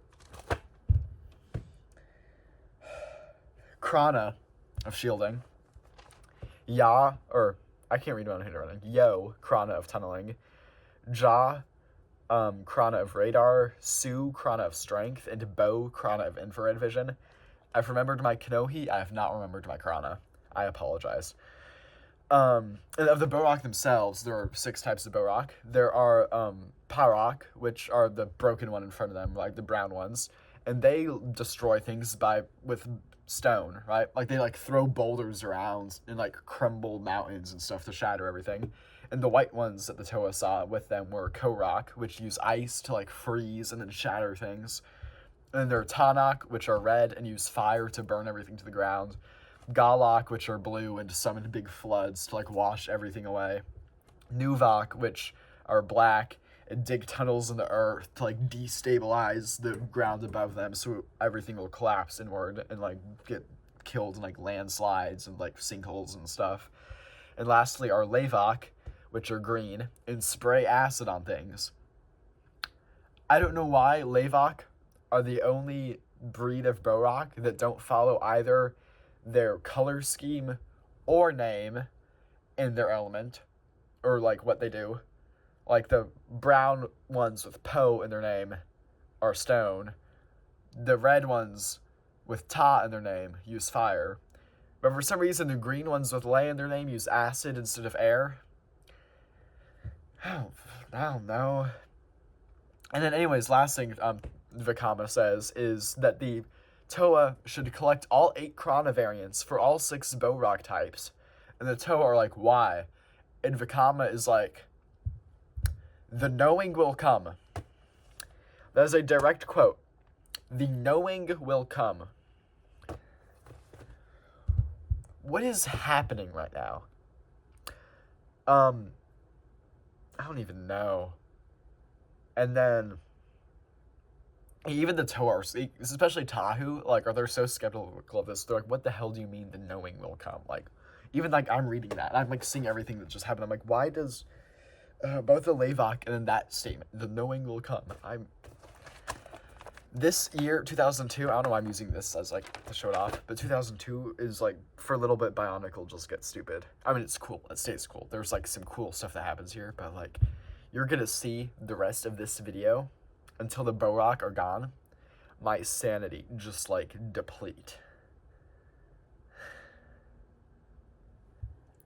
So after learning all this information about the Borak, the Toa each get worried that their own villages might be in danger, and so they all split up to go check on each separate village. And so they basically undo what they learned in 2001, right? Like, all of 2001, the Toa story arc was figuring out, oh, we need to, like, work together so that we don't try making ice rafts and falling into pits of lava or getting possessed by Makuta. Let's, like, work together so we can do everything safely. But no, immediately at the beginning of 2002, they're like, oh, crap. And they're all like, oh, my people are in danger. I'm gonna go help them. And so they all go do that, all separating. And so Tahu stays behind to help rebuild Takoro. Kopaka goes to Kawahi and finds that much of the area has been ravaged by Tanak, the fire Borak. And he fights off the swarm and finds that, like, Kokoro, the village itself, is so far unharmed, and, like, that the Borak have been incapable of reaching it. And so after battling some Borak to take their Krana, he decides to go check on the other Toa to see if anybody else needs help. And he decides to make his way to Powahi. So there was something in my throat there. And then gone now. Anyways, then Onua goes to Onukoro and finds it under attack by a new Vok swarm, which are the Earth ones. He fights them off, and, like, right as the Onumatoran think they're safe, they can hear water from floods rushing down the tunnels in Onuahi as a swarm of Galak start coming down to destroy them. And so Onua and Wenua start, like, ordering an evacuation of everybody to leave because there's nothing that they can do against this massive tidal wave coming through the tunnels. And so as everyone's evacuating, the Matoran, Onepu, and Taipu both like, hold the door or, like, the gates of Onukoro open, like, preparing to seal it behind them once everyone else is through. But there's, like, one straggler behind everybody else so that they're waiting on. And so they're waiting for this one guy to get there, but just before he gets there, the flood reaches them and collapses the cavern, trapping all three Matoran inside. And everyone else just leaves them behind. So I guess they think they're dead. And then what happens to all the people who did evacuate, we don't really see where they go, but apparently they go somewhere safe, because just like Kopaka, Onua decides that he's, like, his people are safe now, and he's gonna go check on the other Toa, and he also ends up going to Powahi. On her way to Gakoro, Gali discovers a swarm of Tanak, and she traps them in mud before, like, removing their Krana and, like, inspecting them, right? Because once she removes the Krana, the Borak deactivate. And so she inspects them and realizes the Borak themselves are, unlike everything else on the island, like, everything else is a mix of biological and mechanical components. Like, the Toa are, like, armor on the outside, but they have, like, organs and muscles inside, right? But the Borak are 100% mechanical, except for the Krana, which are purely biological. And because once they're removed, the Borak stops working. So she gets the theory that the Krana are, like, piloting the Borak, and the Borak are just vehicles for the Krana to control. And also, this leads credence to something Vakama said, that I forget if I mentioned. I think I was supposed to mention it, but now I don't remember if I said it or not. That when he talked about the Krana, he said that if warned by someone like a Biomatoran or a Toa, that the Krana might be able to overpower them, right? And so now, seeing that the Krana alone pirate the Borak, Gali begins to think that might be kind of true. There might be something there in what Vakama said. And then we don't really see anything else, or there's, like, a time skip before we see anything else of Gali. And Gakoro doesn't have any problems until later, so I'm assuming off screen she either checked on Gakoro and was like, okay, they're fine, and then left. Or she, upon her discovery of how the Borak and Krana work, she may have just gone straight to tell the other Toa. But either way, whichever it is, she ends up leaving, just like Kopaka and Onua, to go check on the others. As for the last two Toa, Puhatu and Lewa, both of them get to their villages and find out that they're in some deep shit. But unfortunately for Lewa, the three Toa who left to check on the other Toa all went to Pokoro to help with Puhatu, which we'll get to in a moment. And so Lewa is left alone. And it's not going to go very well for him. But we'll get into that later. So all of the Toa, except for Tahu and Lewa, are now in Pokoro, and they see a massive Tanak swarm closing in. And rather than just fighting them, they see that, like, in their path, there's this massive canyon that the Borak will have to go into to cross through and get to the village. And so they set up a plan where Onua digs a tunnel from the canyon all the way out to the ocean, and Kopaka blocks it with a dam of ice so the water doesn't flood the canyon just yet. And once Onua and Kopaka help set that up, the two of them are like, okay, considering everyone else is here, we don't know if Lewa is okay, and also Tahu got left alone in Takoro, so we should probably go check on them. So Onua and Kopaka leave. Kopaka goes to check on Tahu, and Onua goes to check on Lewa. Meanwhile, Gali and Puhatu stay behind to deal with the Borak here. And so once the swarm is at a certain point in the canyon, Puhatu kicks a boulder into the ice dam, shattering it and causing all the ocean water to flood into the canyon, which, like, washes all the Borak away. And then Gali jumps down into the water and starts, like, ripping the Borak heads off to get the Krana out, and she starts collecting as many Krana as she can. But the Borak see what she's doing, and so they start boiling the water to, like, boil her alive, and then Puhatu goes in to help her, but in the process, they get, like, washed out of the canyon and, like, really far away. Like, they end up, like, near, like, the coast or something, like, really far from Pokoro. And while their plan with the canyon burning and, like, washing away the Borak did destroy a large portion of the swarm, it didn't get all of them. So now there are even more Borak still on their way to Pokoro. And eventually, Turaga Anawa and the other Matoran that are there realize they're trapped, and they'll have to defend themselves without any Toa's assistance because the Borak have blocked all exits to the village. And so now it's time for some Matoran on Borak action. So to buy the rest of the village time, Hafu, the one who builds all the sculptures, goes outside the village and starts knocking down his own sculptures so they'll fall in front of the village gates and stop the Borak from getting inside. But in the process, he traps himself outside, and he quickly gets surrounded by Borak. And one of them, like, drops down in front of him, and its faceplate opens up, and it's like Krana is about to jump out. And right as the Krana jumps toward him, Hafu gets moved aside, and he's like, what just happened? And it turns out Puhatu showed up, because Puhatu used the Mask of Speed, just get back across the desert, get to his village, get Hafu out of the way. Hafu's now safe. And then Puhatu, with the help of the Pomotoran, starts fighting off all of the Borak outside the village. But again, there are still so many that eventually they get into the village anyways. And while he does defeat the swarm, a massive amount of damage has been dealt to the village that the Pomotoran decide to evacuate anyways. Meaning now, the village has fallen, right? Pokoro's gone, basically. And they all decide to evacuate to Gakoro, which I'm sure was not Huki's idea at all. But anyways, so that's what happens in Pokoro. And so there were 4 Toa who went to go deal with Pokoro. Tahu stayed behind in Takoro, but not much happened there. And the final Toa, Lewa, is now stumbling through Lewahi, dazed and confused, as foliage clutters his path, and he thinks the foliage needs to be cleaned. Like, clean out all the foliage, it must be cleaned. It needs to be out of the way, it's just a nuisance. Clean it all. Fun things are happening in Lake Koro. Now, before we get back to what's going on with Lewa, we're going to cut back to Onu Koro, of all places. Remember Onepu, Taipu, and that third Matoran that got trapped there when the flood caused the cave to collapse on them?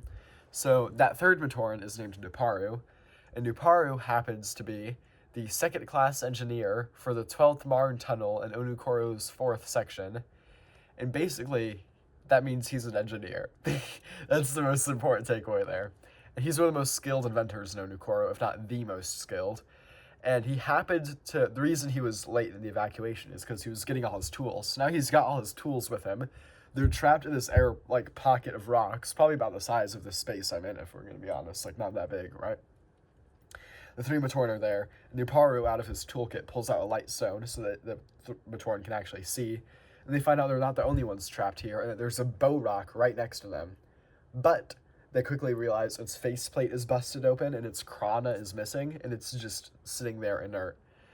And so Onepu and Taipu are like, okay, whatever. And they start trying to just dig out of the cave, but there's just boulders and so much dirt and rock in their way that they're not getting anywhere. Meanwhile, Nuparu gets out all his tools and starts messing with the Galak corpse, and realizes the same thing Gali did, and that it's purely mechanical. And upon realizing that, he does what any sane man would do and begins to cannibalize it for parts so he can build a suit in a cave with a box of scraps, and turns the Borok's body into a mech suit that he calls the Boxor. And with the Boxor, he just tears through the wall of the cave and gets him, along with Onepu and Taipu, to safety. And as soon as they get onto the surface and out of the cave, there's more Borok waiting for them.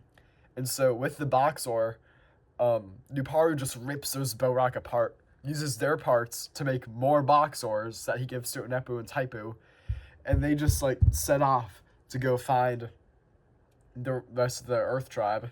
And now this is important because the Matoran no longer need the Toa to defend themselves. With Nuparu inventing the Boxors, in terms of physical strength, they're probably almost on par with the Toa, if not more, honestly, because they've got these, like, mechanical claw things on them now. And so they set off with those, reunite with the Earth Tribe. At the same time, Takua shows up with the Earth Tribe. And Takua hasn't been mentioned that much yet for 2002, because he was, like, the main character in 2001. Now for 2002, he's sort of on the sidelines. And in the animations, I'd say Nuparu and Huki get the most time to shine. I didn't really mention Huki too much yet, but, like, during the fight for Pokoro, he helped out a lot in the animations, but, like, it wasn't as plot important what he was doing, so I didn't mention it yet, but he'll do more later. And so yeah, Takua shows up with about the same time the Boxors do with the rest of the Earth Tribe, and they start making more Boxors, and they start traversing the islands to go see if anyone else needs help, and with the Boxors.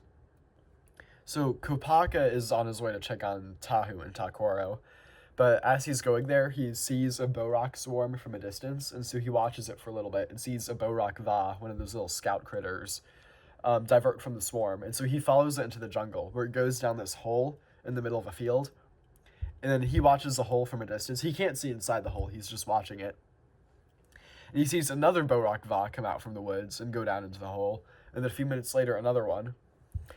And then a few minutes later, hundreds upon hundreds of Borok just start streaming out of the hole. Sorry, I got, like, a low battery warning on my camera then.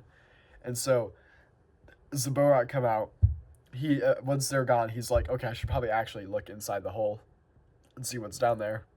And so he looks in, and it's just this bottomless pit with the walls covered in thousands of Borok climbing out to get to the surface. And so Kopaka, like, for the first time that the Toa haven't really thought about, realizes the Borok aren't foreign, they're native to the island. And while seeing this pit doesn't serve him any consolation as to what the hell the Borok are here for, he does realize the Borok have been on this island a lot longer than the Matoran have, if they're that deep and there are this many of them down there, right? And he also realizes, okay, we cannot fight that many Borok. Like, we've been struggling with the ones on the surface. That amount down there, we're dead, right? So we've got to find some other way to defeat them. And if there is another way to defeat them, it's probably down there in the place they're coming from. And so he's like, okay, I need to get all the other Toa. We need to regroup and go down there, figure out what's wrong, right? So Kopaka, after seeing this, he goes back to go find Tahu, not just to check if Tahu's okay, but to get the whole group back together. And while Kopaka's discovering what's happening down in that hole, Onua is taking his stroll through the Lewahi jungle, and there are acid puddles coating the floor, some plumes of smoke in the distance, showing this place. It's not currently undergoing a Borak attack, it's already undergone one, and it has not gone well. And he's looking for any signs of life when he eventually finds Lewa's Kanohi Miru, his mask, discarded and just sitting in the mud. And Onua's like, that's not good, and picks it up. Lewa's nowhere to be seen initially, but as Onua continues to traverse, he finds Lewa sitting up in a tree with his axe ready to swing, and a Krana Za strapped to his face, like hungrily, like tight, reaching on there, basically like eating him. And so you're probably asking, what the hell happened to Lewa? Well, when this Borak arc began at the start of 2002, the Parak and Korak attacked Takoro, but that wasn't the only place hit in the initial attack. The Levok went to Leikoro, and while Kapura was able to get the Toa to come help with Takoro, nobody came for Leikoro. And the Borak managed to, using the Borak Va, to like get Krana on them, because the Borak Va are the little scout guys, right? They enslaved the entire Matoran population in Leikoro by taking their Kanohi and putting Krana on their face, including Turaga Matau. Like, even the Turaga, like the village elder dude, has been infected by the swarm. Only 2 Matoran, Kongu and Tamaru, escaped, and now they're on the run. And they were never able to get help because all their Matoran friends have just been hunting them down, chasing them all throughout the jungle. And so when Lewa went to go help his people, he showed up, and the voices of the Matoran, because the place was full of smoke and like acid and fire and stuff he couldn't tell, like he couldn't see, but he could hear the voices of the Matoran. So he followed their voices and eventually found himself surrounded by all of them infected by the Krana. And he refused to harm them because, I mean, he's supposed to protect them, right? So he wasn't gonna like hit them with his axe or anything. And so he just had to submit and let like these hundreds of Matoran swarm him and take his mask, replace it with a Krana, and add him to the swarm. And now, for the second time in the story, and once again, not the last time, Lewa has been possessed by the enemy. Bro, it just keeps happening to him. When is he gonna learn his lesson? Like, they could have done this to any other character, but no, it's always gotta be Lewa. Like, and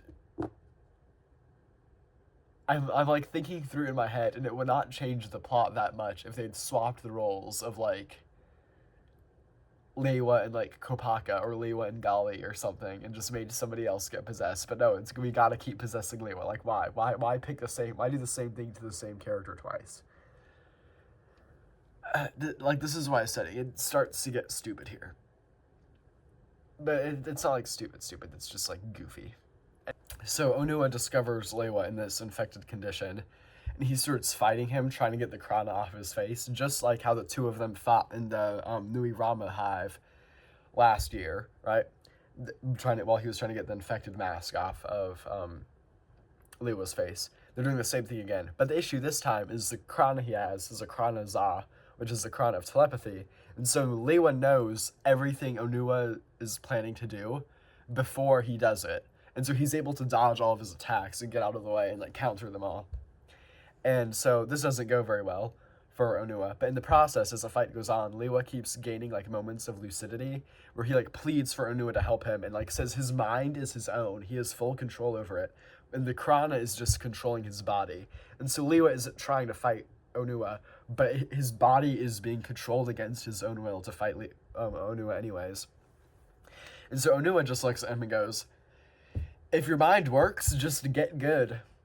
And so eventually Lewa is like, dang, I guess I gotta get good. And he gets good and gets the Krana off his face. And then while that's going on, Kongu and Tamaru, the 2 lay Matoran who escaped, eventually managed to make contact with Takua and all the Onu Matoran and enlist their help to deal with the Borak issue and all the enslaved Matoran in Leikoro.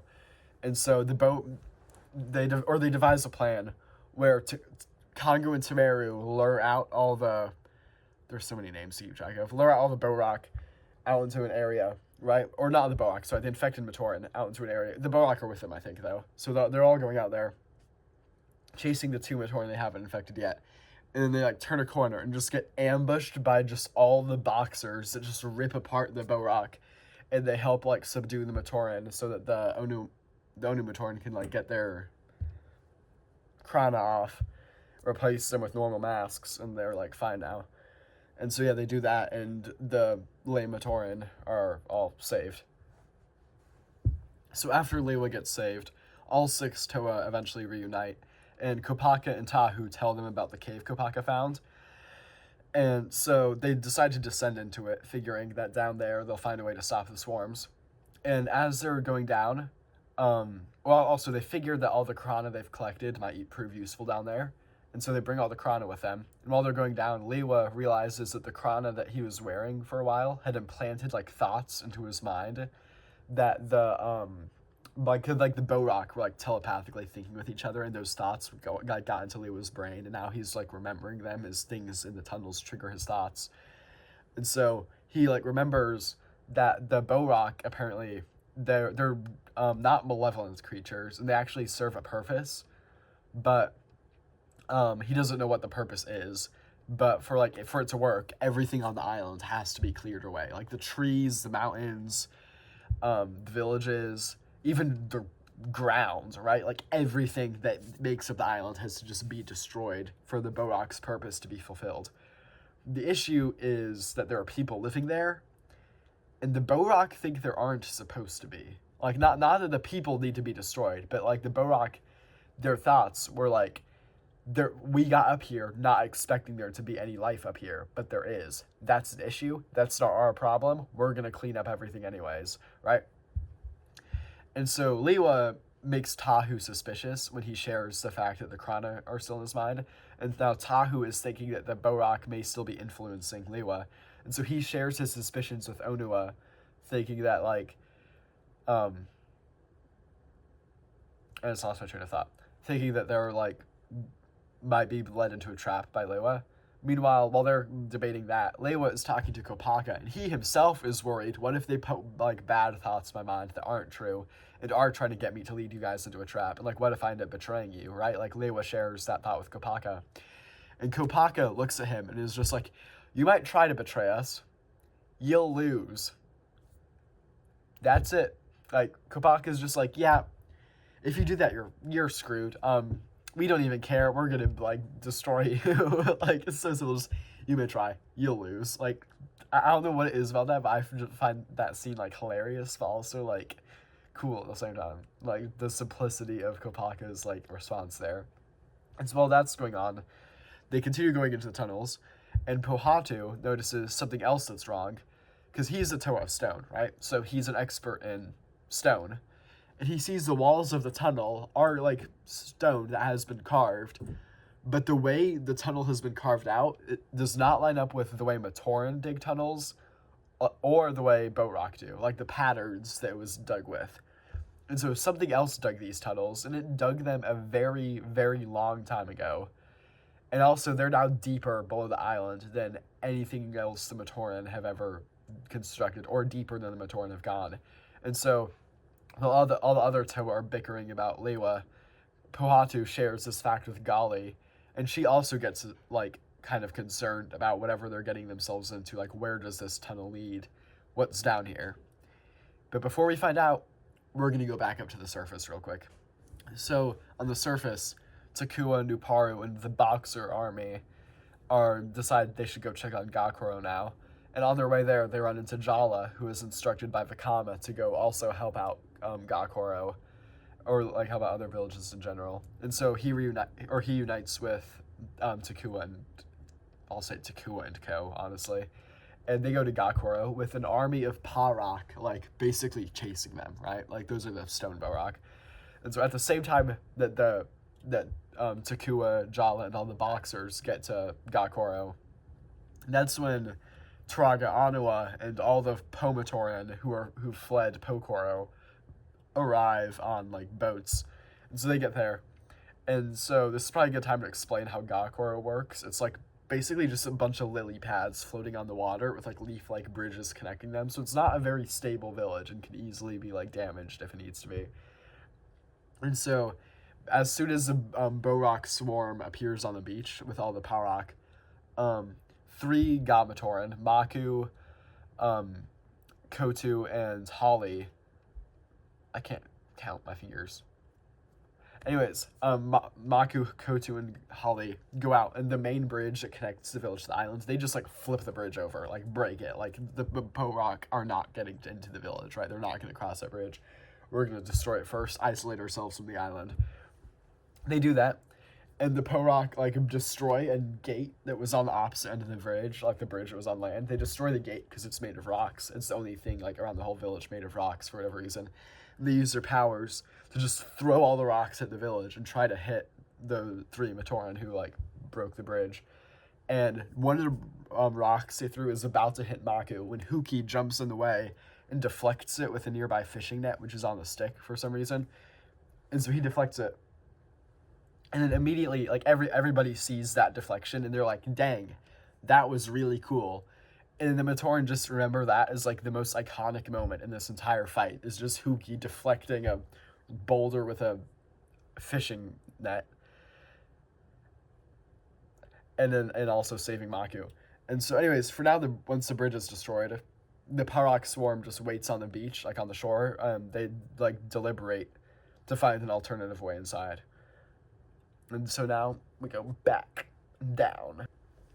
So the Toa are continuing down the mysterious tunnel when a hole in the floor opens up beneath them. And before even considering what might be in the hole, Tahu just jumps on in, falls right into the middle of the Borok hive, and the hole closes behind him before anyone else can, like, help. And then the wall or the tunnel in front of them just seals up, right? So they can't even progress into the tunnel. And then lava starts pouring down the tunnel behind them. And they're like, wow. And so immediately, Onua and Pohatu turn and start trying to, like, dig through the wall and, like, break down the wall to get to the other side. Because, I mean, they're earth and stone powers. They should be good at digging through rock. But the wall just won't break, no matter how hard they try. The lava is getting closer and closer. And then Lewa, and what is one of the most Bionicle moments in Bionicle. God, this is so stupid.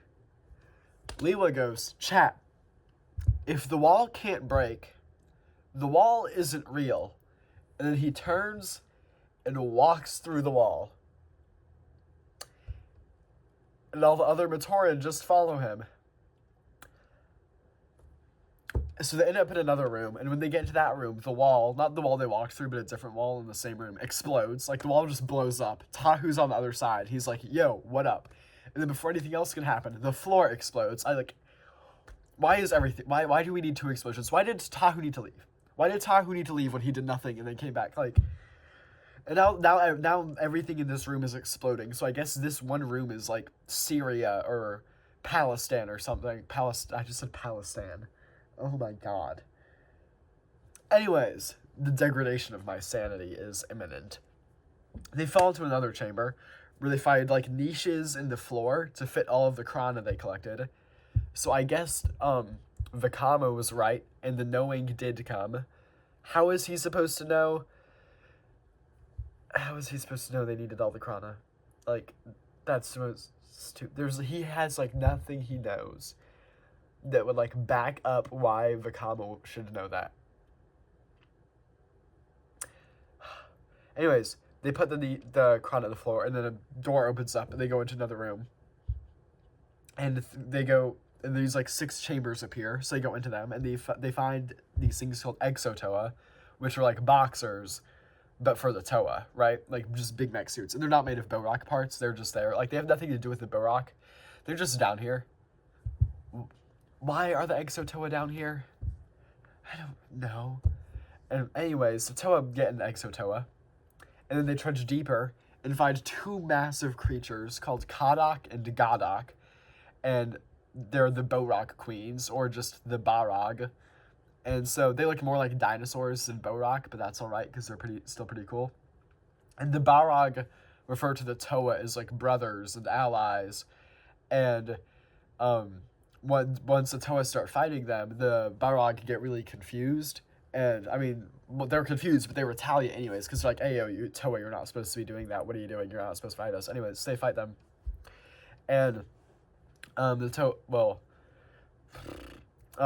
and Tahu end up forcing the two Balrog, Kadak and Gadak, back into the chamber where they got the Exotoa from. But once they get back into there, a force field forms around the Balrog, and they explain that the closer they get to each other, the more powerful they become, and now that they're next to each other, they can't even be harmed. The Toa fight them anyways.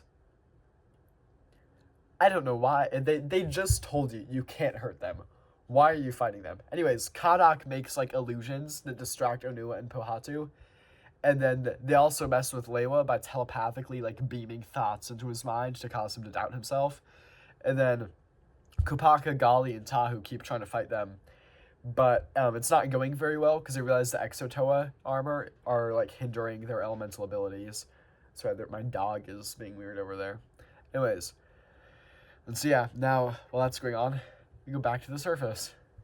So as the battle against the Balrog happens down below, the fight for Gakoro continues on the surface as the Balrog destroy a sculpture that's on a nearby, like, waterfall cliff face thing, and they use the boulders from destroying that to, like, make a bridge. Like, they place them in the water, build a bridge toward Gakoro, and then once the bridge is complete, they start marching across it, and the boxers are like, no.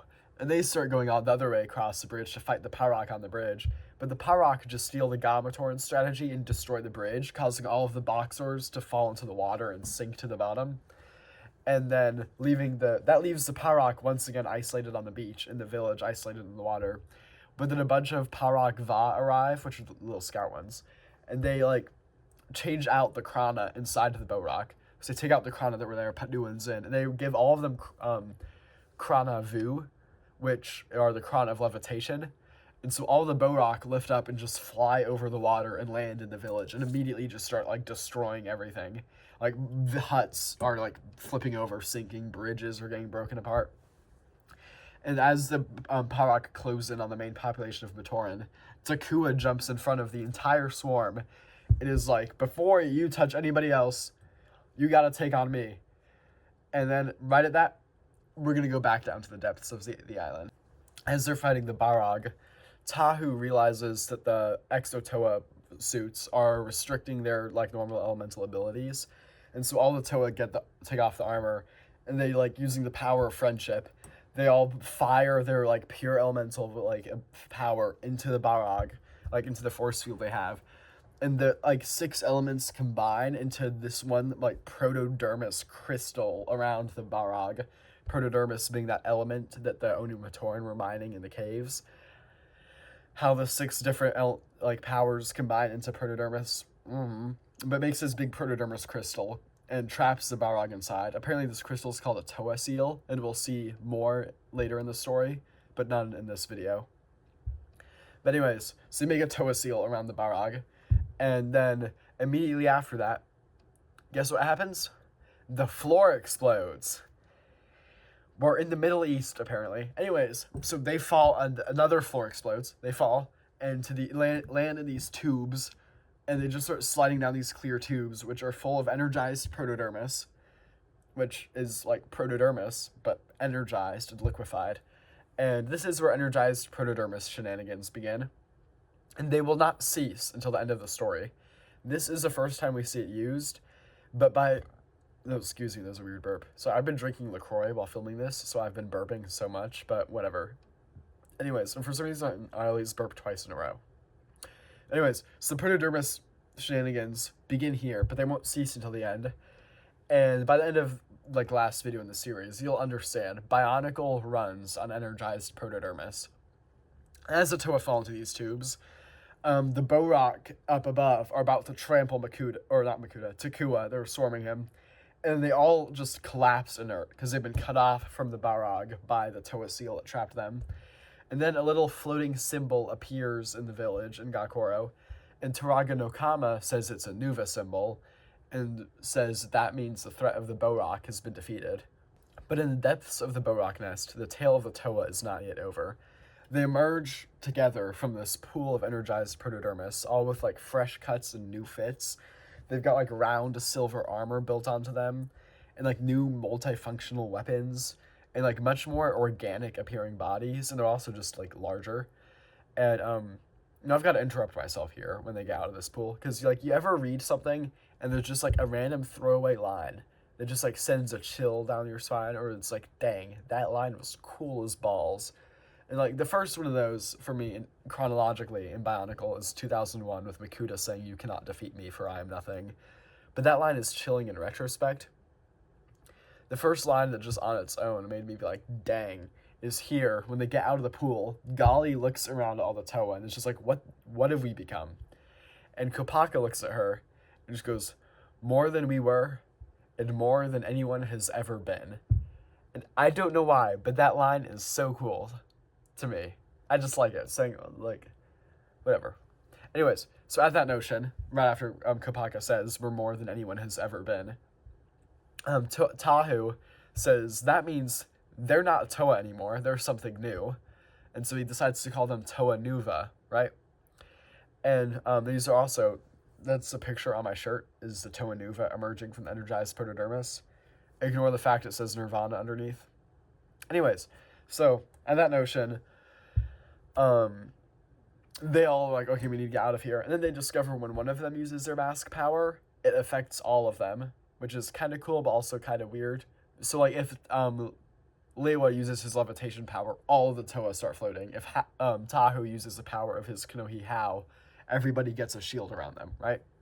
And so by combining all their powers, they manage to safely escape the Borak hive and get up to the surface.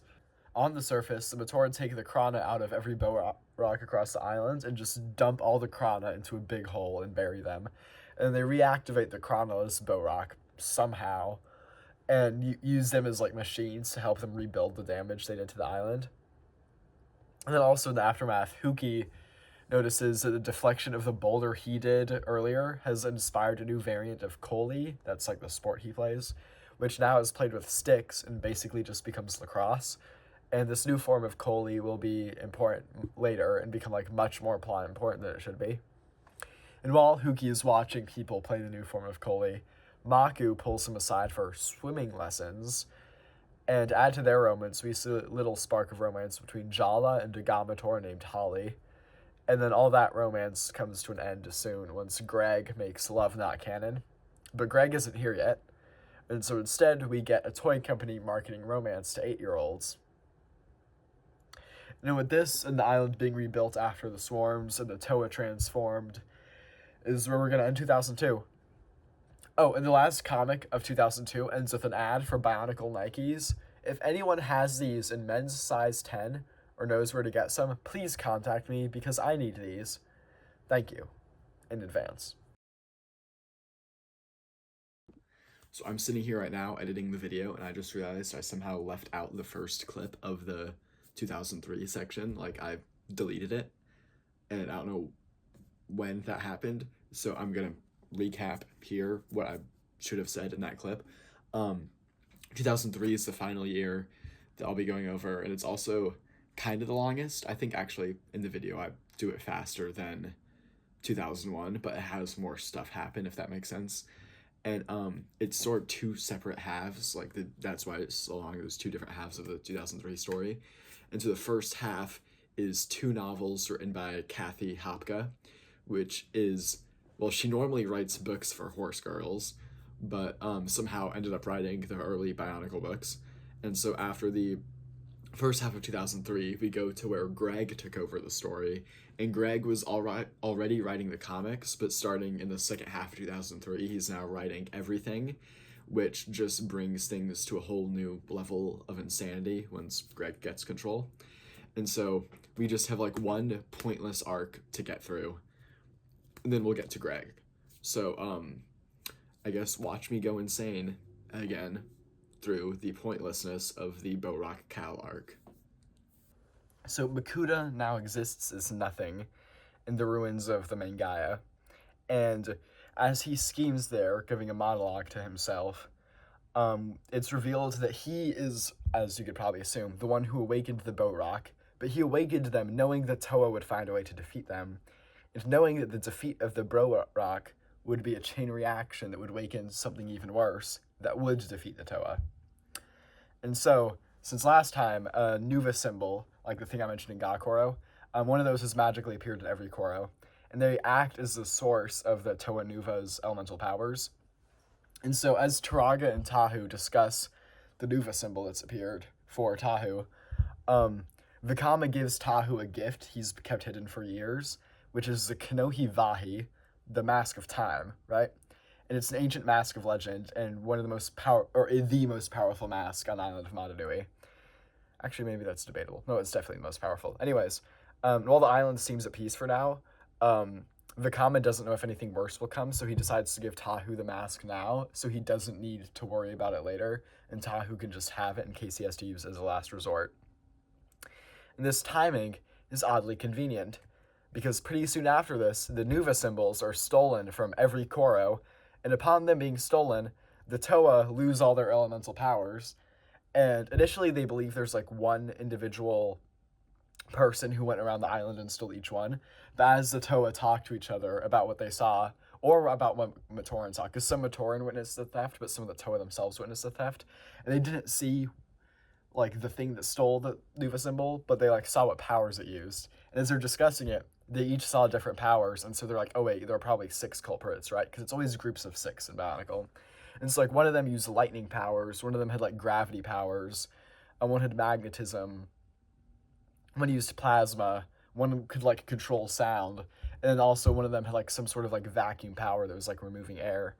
And also, funny note about the magnetism one, Pohatu encountered that one and just got a bunch of goat rahi just magnetized to him, and the other Toa had to find him just covered in goats, taking goat yoga to a new extreme. Okay, so the Toa follow some clues, which are just footprints, and they come across 6 creatures. Can you guess what the 6 creatures are? Boat-Rock. Because of course there are more Boat-Rock.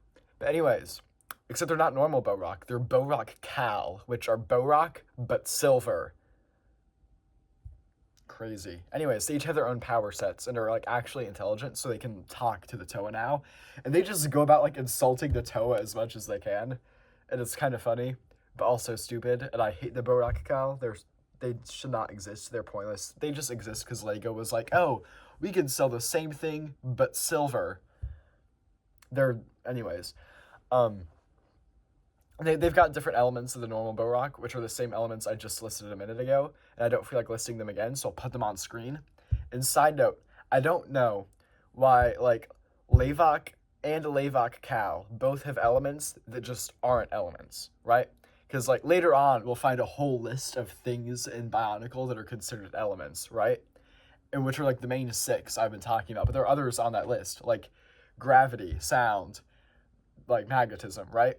But the only Boat-Rock powers that don't end up on that list are acid and vacuum, which are both Lavok and Lavok Cow powers. So I don't know what's going on with Lavok, but he just gets access, whether it's normal Lavok or Lavok Cow, just gets access to elements that just nobody else has, and it's just like, I guess Lavok is ballin', or like just, why did they make Lavok have acid instead of air?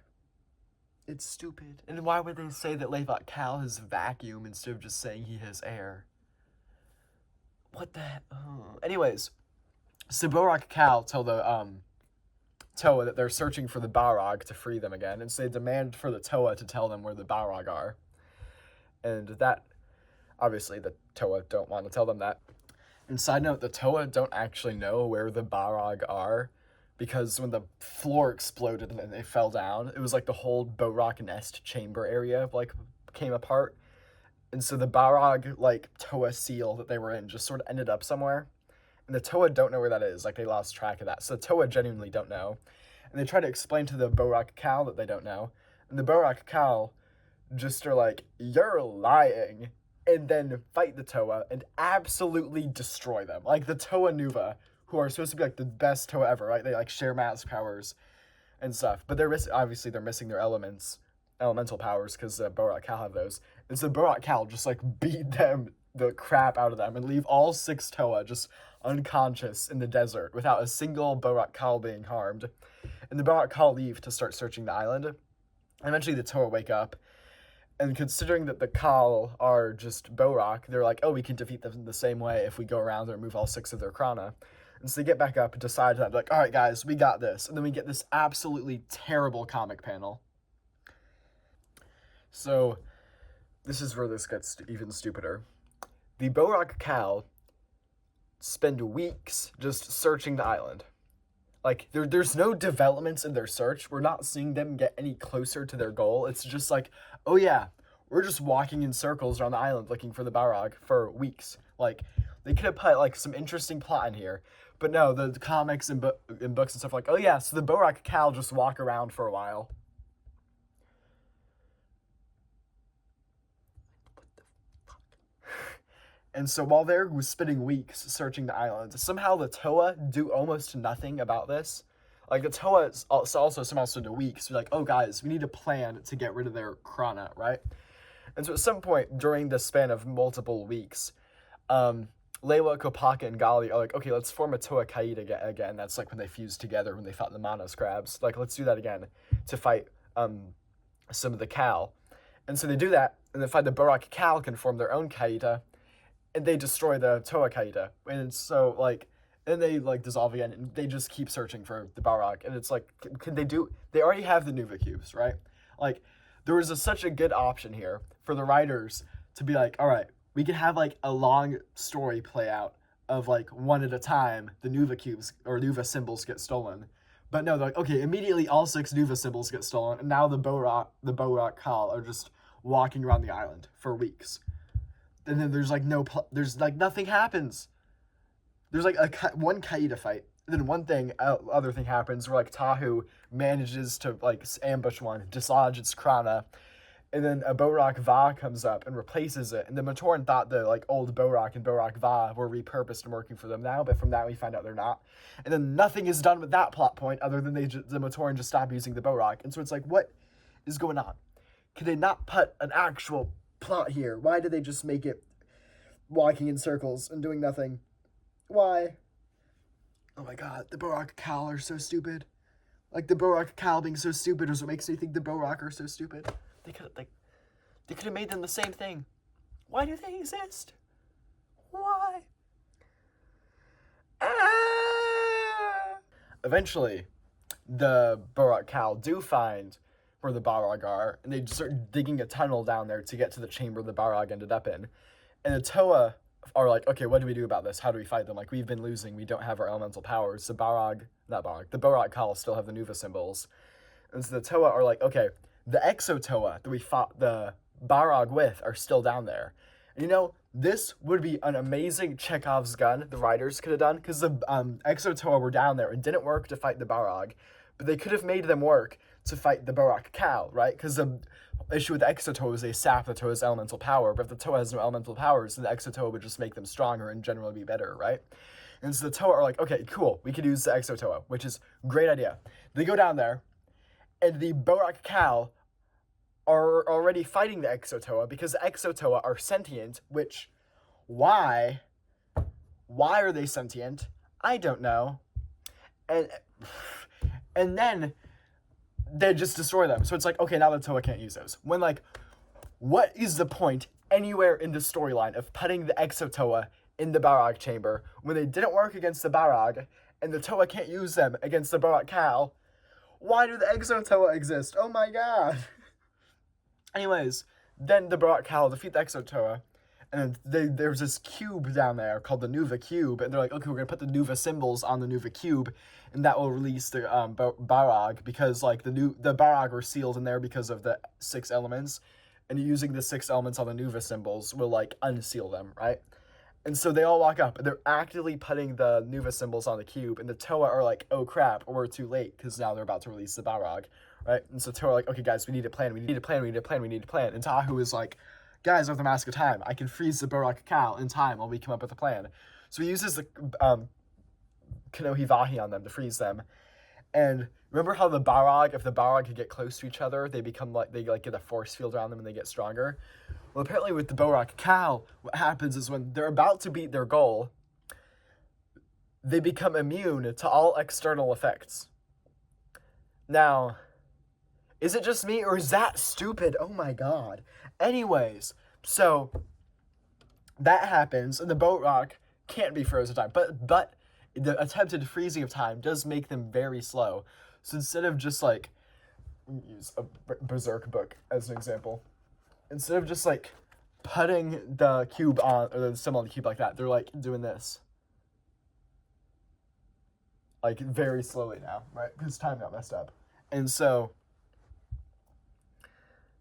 not frozen. Oh yeah, so then Toa are like, okay, we need a new plan, right? We have a few more seconds, but like, we need a new plan. And then while it's happening, Gali is like, okay, if the Nuva symbols are the source of our elemental power right now, and the Borak have them, what if we tap into the elemental power over there and channel the power out of the symbols and into the Borak Kal?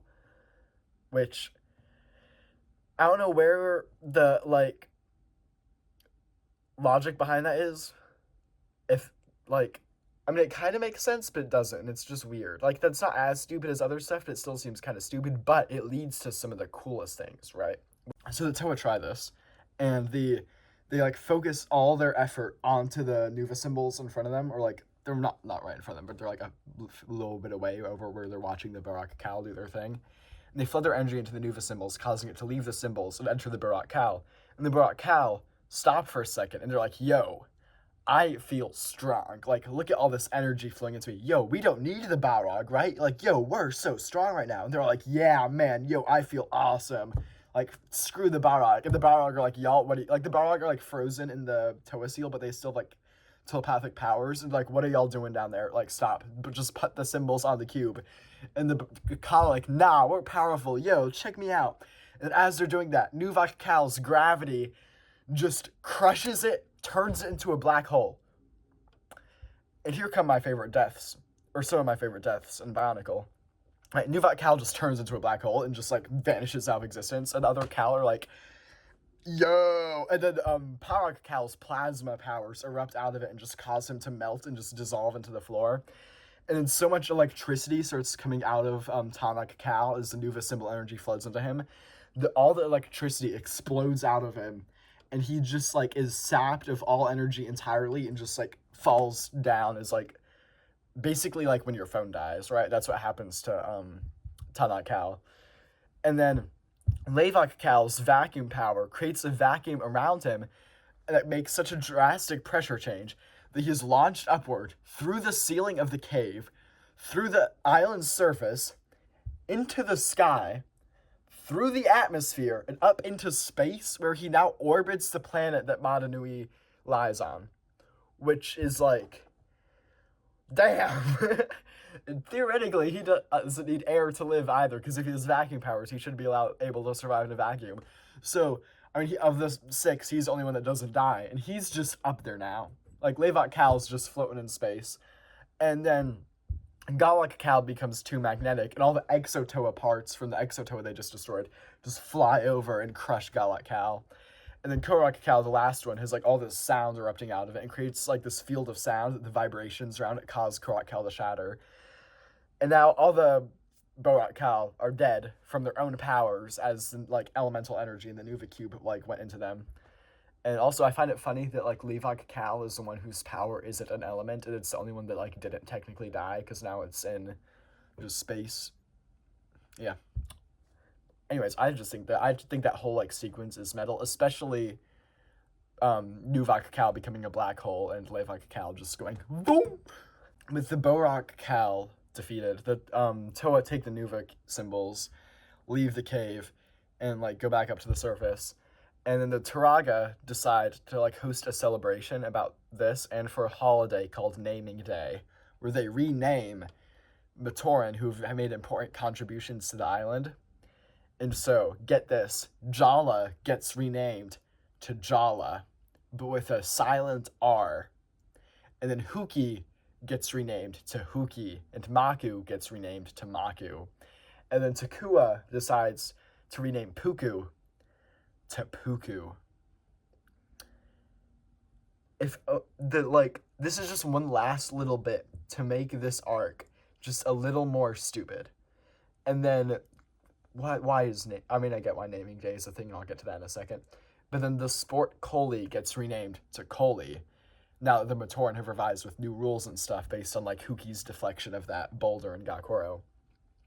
Now the reason this happens is because in real life, Lego got sued for cultural appropriation for copying too many names from things in Maori culture. And instead of like, or the way to deal with that was just change a few names to things that like are pronounced the same but spelled different. But it's also just like, without that context, it's just like one last stupid thing to cap off the Borak Cal arc. And then also about this time, the Turaga help rebuild the Matoran, presumably with parts from the Borak, I guess, and make the Matoran like more complete. But if they're complete now and rebuilt now, then what was wrong with them before? What state, like, if they were rebuilt, that implies they were, like, unbuilt at some point. So what happened that the Matoran don't know about? But that's leading the Turaga to say that they're rebuilt. So in between the Borak Cal arc and the next arc, there's a brief snippet of story from the game Minog 2, which isn't too important, but it's about Holly, a God Matoran I mentioned at the end of 2002, who's training for a Coley tournament. And for the new little bit of peace on the island, the villages have decided to stage a Coley tournament together.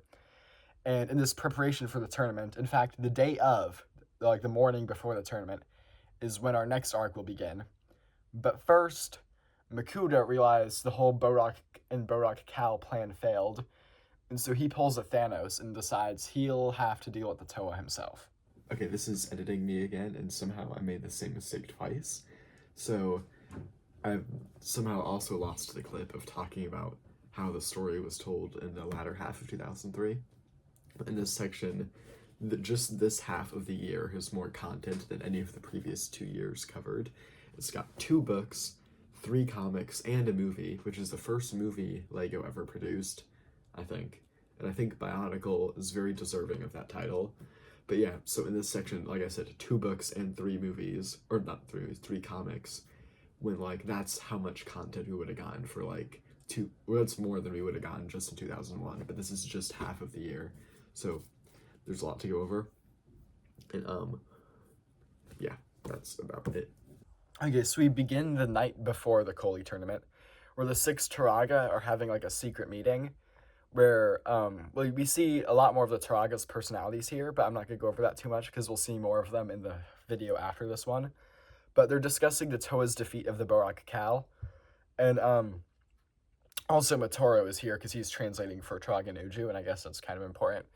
But, so the Turaga are debating about how they haven't revealed much of the truth behind everything that's going on to the Toa, and they're like discussing whether or not they should reveal that. And they mention how they're keeping a ton of secrets from the Toa. And as they mention these secrets, they keep referring to something called Metro Nui. So whatever Metro Nui is, we'll find out at some point, perhaps. And during the debate, they like argue how the Toa have done fine so far, not knowing everything, but also how they could have done better and may do better in the future if they do know everything, right? And so to settle the discussion, each Turaga shares like a different story of like the Toa's prowess. And then once the night is done and all the stories have been told, they'll determine whether or not they should keep the Toa living in secret or like peel back the curtain and reveal the truth of everything on the island. So each of these stories happened sometime within the Borak Cal arc, though we didn't see them as the reader at the time, and the Turaga are only talking about them now. And so Anua and Matau tell stories that aren't too relevant. And then Wenua tells a story that has some foreshadowing. In his story, he's talking about how he and Onua were traversing deep in Onuahi, like in tunnels down below. And he was telling Onua about how not cooperating with the other Toa would be a disservice to the Toa that came before, which leaves Onua very perplexed by that statement. And then also they like come across a deep tunnel with like Matoran letters carved into the wall, but they're too faded by time to be legible. When Onua asks what they are, Wenua told him that there's something he wrote a long time ago when he first dug this tunnel. And then Okama's story also has a little bit of foreshadowing, where we get a moment where she tells Gali, where Nokama tells Gali that she swims in Nokama's wake, and there's nowhere Gali has been that Nokama hasn't been before. And then her tale also has a moment where Gali's in this underwater temple, and there are these statues there of people that Gali has never seen before, but they do vaguely resemble the Toa, but not exactly. They're a bit different. And then Nuju and Vikama tell two halves of the same tale, where Gali, Tahu, and Kopaka, while following the Bionicle, were journeying through a section of the island still under Makuta's control, and there they find a carving of the same like Toa-esque figures that Gali saw underwater in Nokama's story. Only now the statues, or the figures in the carving, are fighting some like many-limbed creature in a fiery environment. And then further on in that section of the island, the Toa find the rest of their team, along with Turaga Vikama, trapped and in the den of this creature called the Rahi Nui, or that's what Vikama calls it, right? And Vikama seems terrified of it, and it seems to recognize him. And as the battle continues, Vikama mentions that he himself trapped the Rahi Nui here a long time ago, which leaves the Toa stunned at how such a small guy with just a mask of invisibility was able to accomplish such a feat. And as the Toa and Vikama work together to fight the thing, Makuta's like shadowy presence appears for a second to explain that there'd never be light on the island, and that should the Toa fail in this fight, he'd conquer Madanui. And then he leaves, confident that like the trap will work, and even if it doesn't, the Borag Cal will defeat the Toa anyways, even though with the benefit of this being a flashback, we know that that didn't happen, right? But anyways, Vikama eventually tricks the beast, defeating it, but in the process, he puts himself in danger, and then Tahu is mad at him afterwards. He's like, you could have died there, and if you did, you'd have abandoned all Matoran, and there'd be no Turaga fire to help lead the island. And then Vikama looks up at Tahu after Tahu says that, and he's like, well, somebody would have just replaced me as Turaga, just as you could be replaced if the island lost you. After Vikama finishes telling the other Turaga about the like Toa's encounter with the Rahi Nui, the Turaga realize why he really called this meeting, because none of them ever expected the Rahi Nui to return. And so they agreed to tell all the Toa their secrets and like actually help them out. But they'll wait until after the Koli tournament is over, so that they don't interrupt the tournament, because like the Koli tournament is only a few hours away and nothing could happen between now and then that would like distract them, right? And so as he's leaving the meeting, Vikama runs into Jala, who's asking Vikama if he knows where Takua is, because the Chronicler and Jala are partners in the Koli tournament. And so Vikama tells him that like Takua can't have gone too far, because like whatever Takua's like gone off to do or gotten distracted by can't be more important than the tournament. And so he just tells Jala to like keep looking and find him, because yeah. So Jala goes off searching for Takua and finds him in this like underground lava river area where Takua is stumbling around, and he finds this great Kanohi like embedded in the rock, and he like takes it out, and it starts glowing when he touches it, like it's bright gold, and shines this light onto him. And then he hands it to Jala, and right after Jala takes it, Tahu shows up, like, and Tahu is like, what are y'all doing?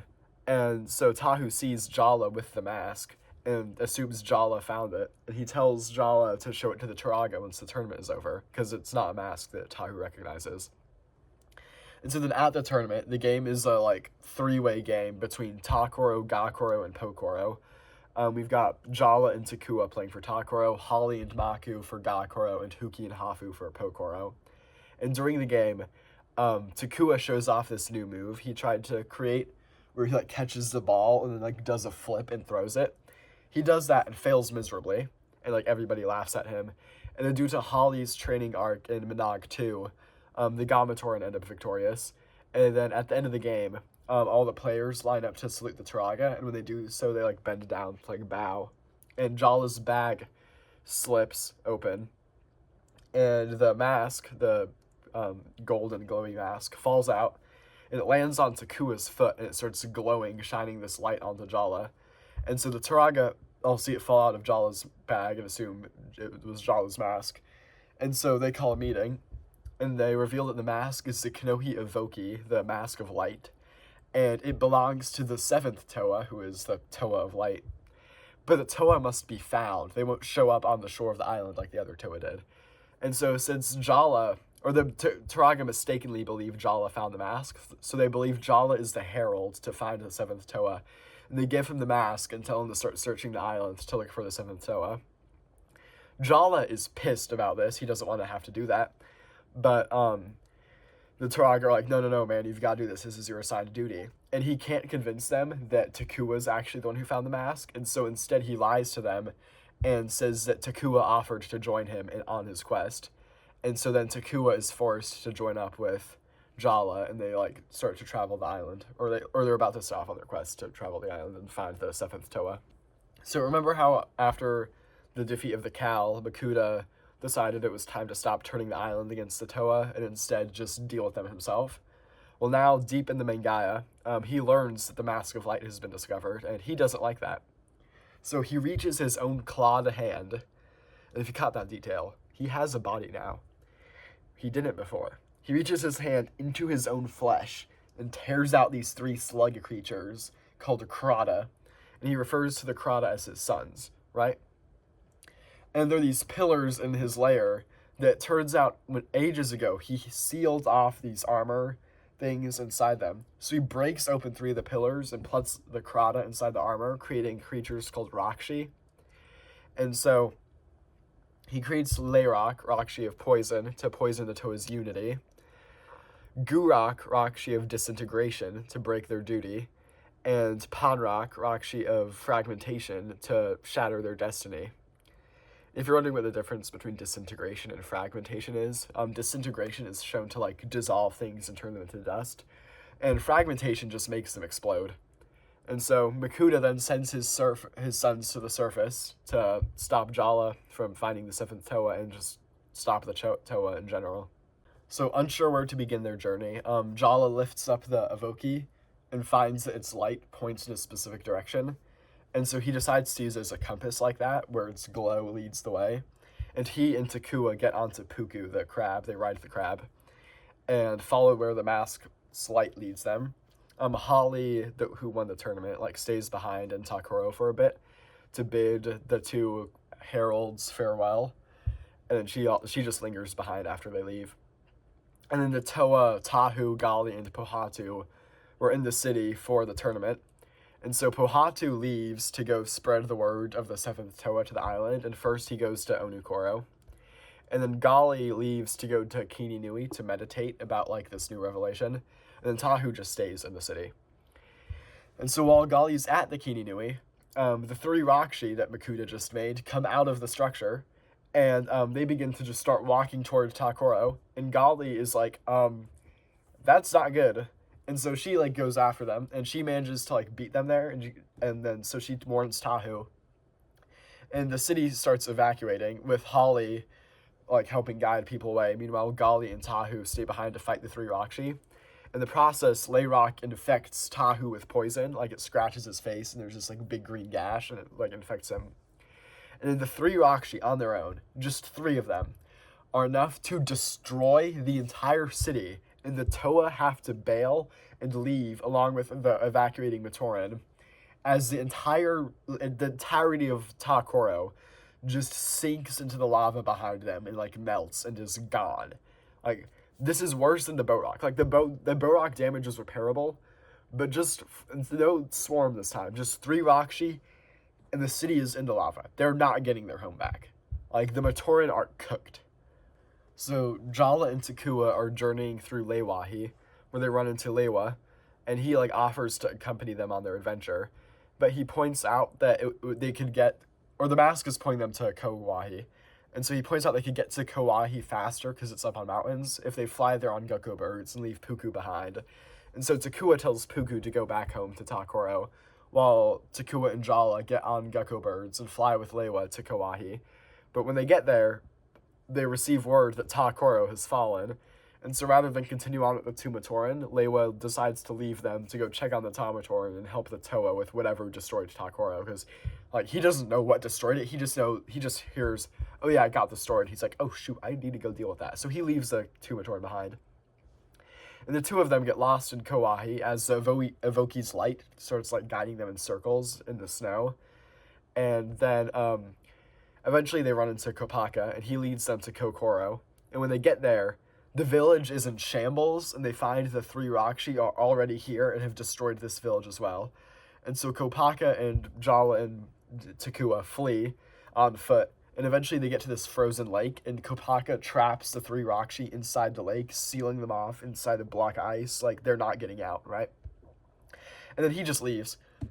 Like, Kopaka, he doesn't even say anything. He just, like, freezes them, gone. And then the two Matoran are like, well, whatever. And they begin to set off on foot again when Puku shows up. And it turns out Puku has followed them all the way here from Leiwahi, and now they have Puku with them again. So the two Tamatoran continue in their travels, and eventually they find an entrance to an Onukoro highway, and so they start going through the tunnel, but as they're going through it, they get separated in the dark, and Takua finds out that Makuta has a shadowy presence stalking him, and, like, the Makuta starts, like, speaking to him and, like, haunting him, and it warns him that if he doesn't give Makuta the Mask of Light, then Jala will die. And so Makuta's saying this to Takua, and Takua doesn't have the Mask of Light. Jala has the Mask of Light, but whatever. So then the presence eventually leaves Takua, and he reunites with Jala, and he's scared of what Makuta said, that, oh no, Jala's gonna die if I don't give him the mask. And so he's like, I don't want any responsibility here. And so Takua chooses to leave Jala, and Puku follows Takua, leaving Jala alone in the dark of the tunnels to find the seventh Toa. And this is sort of like in Lord of the Rings when Frodo makes Sam leave, except it's like if Frodo gave Sam the ring and then said, I'm leaving, it's up to you now. Like, anyways, so Jala's continuing on in the dark. Takua's leaving to go home, I guess. I don't know where Takua's planning to go. Actually, well, he goes to Onukoro. I don't know why I said that. But anyways, after his interaction with Takua, and the loss of his three Rakshi, Makuta decides to create three more. So he creates Kurak, Rakshi of Anger, to enrage the Toa into losing their unity, Vorak, Rakshi of Hunger, to consume the Toa's duty, and Turak, Rakshi of Fear, who will scare them away from their destiny.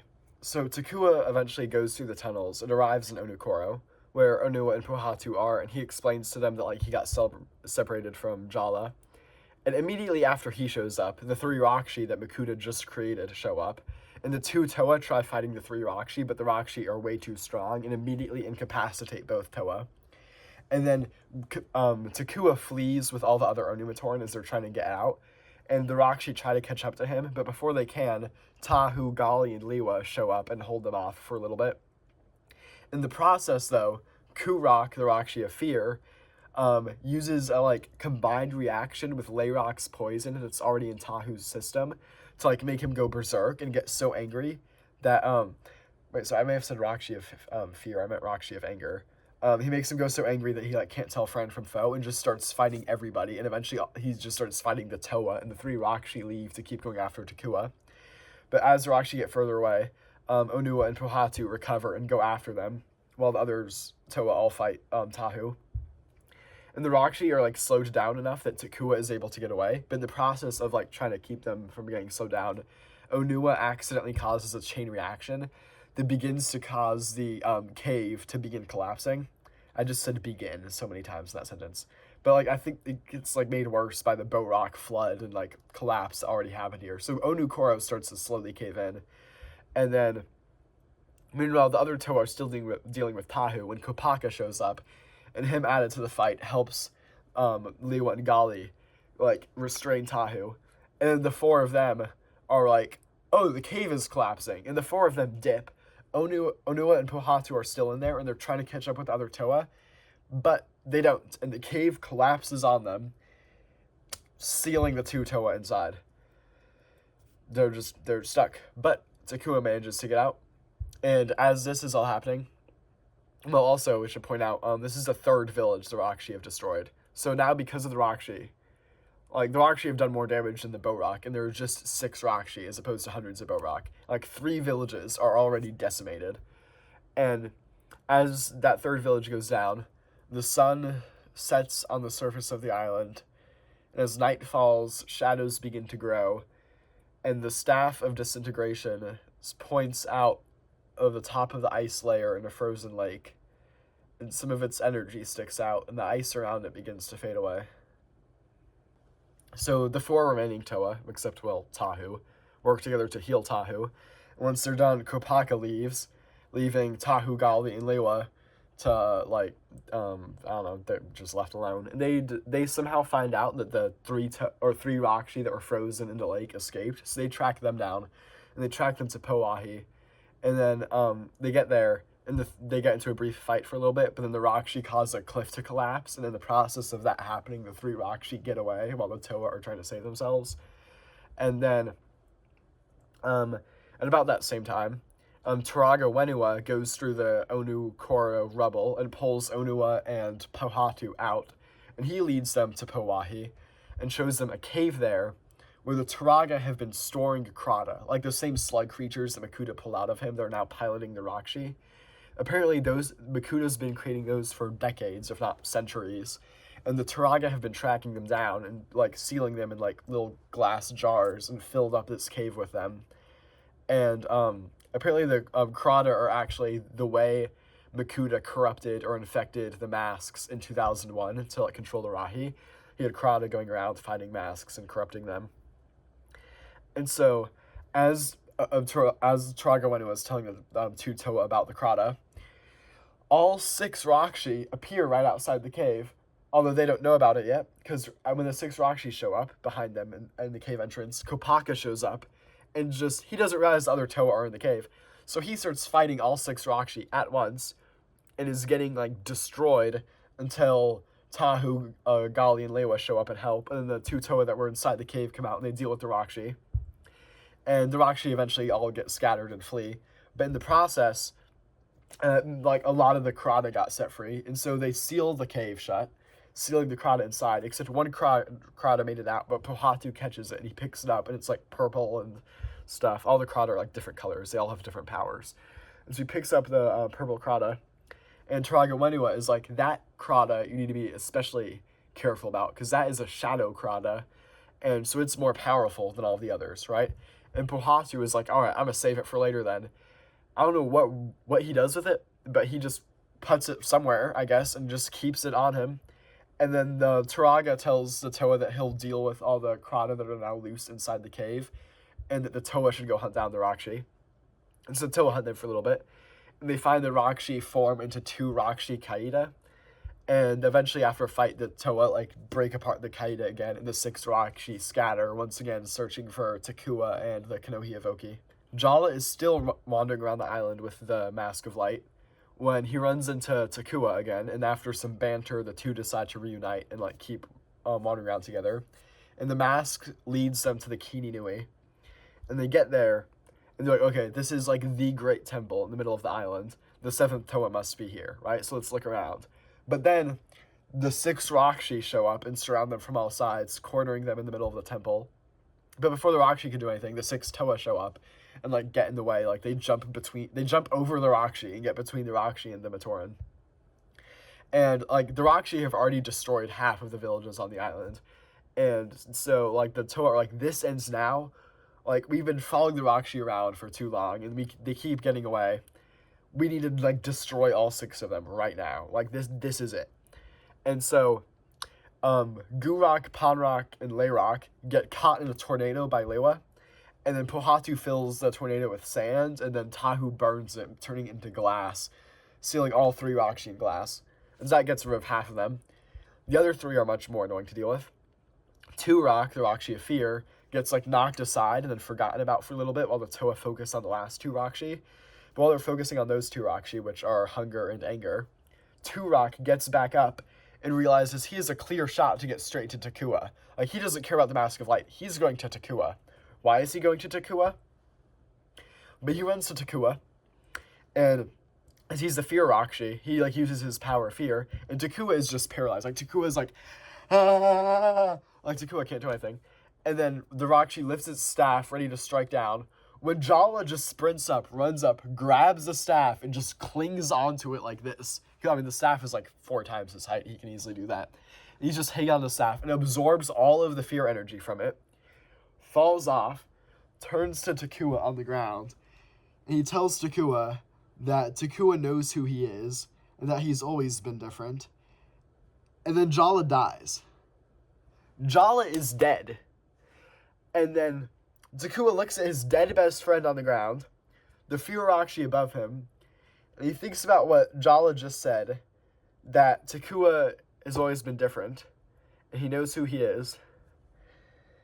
And so Takua takes the Mask of Light from Jala's hands, puts it on, and transforms into Takanuva, Toa of Light, and immediately destroys all 6 Rakshi with his new light powers. Takua was the 7th Toa the whole time, and also now his name's Takanuva, which is a portmanteau of Takua Nuva, which, like, yeah, that was, I think Lego did that so that, like, advertising set Takua Nuva, it wouldn't spoil that Takua was a Toa of Light, but if they see the name Takanuva, they might think it's a new character. But anyways, yeah, so Takua was not a Tamatoran. What he was, we'll find out later. But now he is the Toa of Light. There are 7 Toa now, and Jala is dead. And the Rakshi are dead. So, the Toa then cannibalize the Rakshi for parts, and create a vehicle that Takanuva calls the Usanui. And he opens up a hatch in it, and takes the Shadow Krata that Pohatu took, or that Pohatu caught, and puts it inside the thingy, saying that the Krata will, like, always want to return to its master, and it will lead Takua home, or Takanuva home. And then he closes the compartment. And then Holly is there, and Holly is like, you know, Jala helped you out this whole journey. Why let him stop now? And she takes Jala's mask and sticks it to the front of the Usanui so that Jala can continue to travel down to help Takua, or Takanuva, finish his final journey. Just imagine taking your dead friend's face and just sticking it to the front of your car. That's metal. Anyways, so the other Toa wants to come down there with Takanuva, but he explains he has to defeat Makuta alone for whatever reason. And he mounts the Usanui and goes down into, through Kininui to go to the Mangaya. He eventually just crashes directly into a gate. I don't know how he didn't see it in front of him, but man, just boom. The Usanui just, like, explodes into a bunch of pieces. When it does so, Holly falls out of it, and it turns out she hid herself in a secret compartment, and to follow Takanuva down here to see him fight Makuta. And Takanuva is like, what the hell are you doing? And she's like, oh, well, you can't be Chronicler and Toa now, so someone has to be Chronicler, and I think that's gonna be me. And I need to see you fight Makuta if I'm gonna be Chronicler. And Takanuva's like, alright, that makes sense. But instead of chronicling this fight, you go back up to the surface and tell everybody else on the islands to come back down here so we can awaken Mandanui. And by the time you get back down here, I should have defeated Makuta. And so Holly's like, alright, cool. And she leaves, and Takanuva goes and walks through the gate that he just crashed into. Takanuva comes face to face with Makuta, who now has a physical body, is like 3 times the size of Takanuva. Also, look at how goofy he's shaped. I really like the way Makuta's physical form is designed. Like, I don't know, it's just got like this, I can't think of anything else shaped like Makuta. Like the way his like body and legs are in proportion to each other. I think it's cool. Anyways, Makuta, having this like wide range of powers, has eyes all over the island, and knows that only a few days ago, Takua lost in a game of Koli match, and so to mock him, Makuta challenges him to a new Koli match. The fate of God's life rests on a game of knockoff lacrosse. Just think about that for a second. In Bionicle lore, there is a moment where the fate of the universe and the existence of God rests on people playing knockoff lacrosse. This story is insane. Anyways, the two foes brandish weapons that look like Koli sticks, and as Takanuva takes in the room and the environment, he sees in the middle of the room there's a massive pool of energized protodermis shaped like the 3 virtues symbol or the Bionicle logo. You'll see this logo again later. Also, speaking of energized protodermis, don't forget what I said that the story runs on energized protodermis.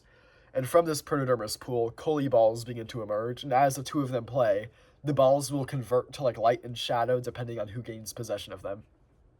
While the Coley match rages on down below, Holly runs up to the surface and is, like, finds everyone up there, and she's like, "All right, guys, Takanuva wants us all to go down there and join him because we've got to awaken Madanui like this day." And initially, everyone's pretty skeptical, but then she gives them like this big rallying speech, and they're all like, "Okay, cool." So they start following it down there with the with the Toa and Turaga leading the way, and they get down there to see through the gate, and they see that Takanuva is losing the Coley match. And so, Makuta then starts mocking him that all his people now are going to see him fail, they're going to see him lose, they're going to see Makuta win, and that Madanui will, like, stay asleep, and Takanuva will fail. And Takanuva's like, no. And remember that Coley move that he failed earlier where he tried, like, flip and throw the thing, and I said he messed up terribly?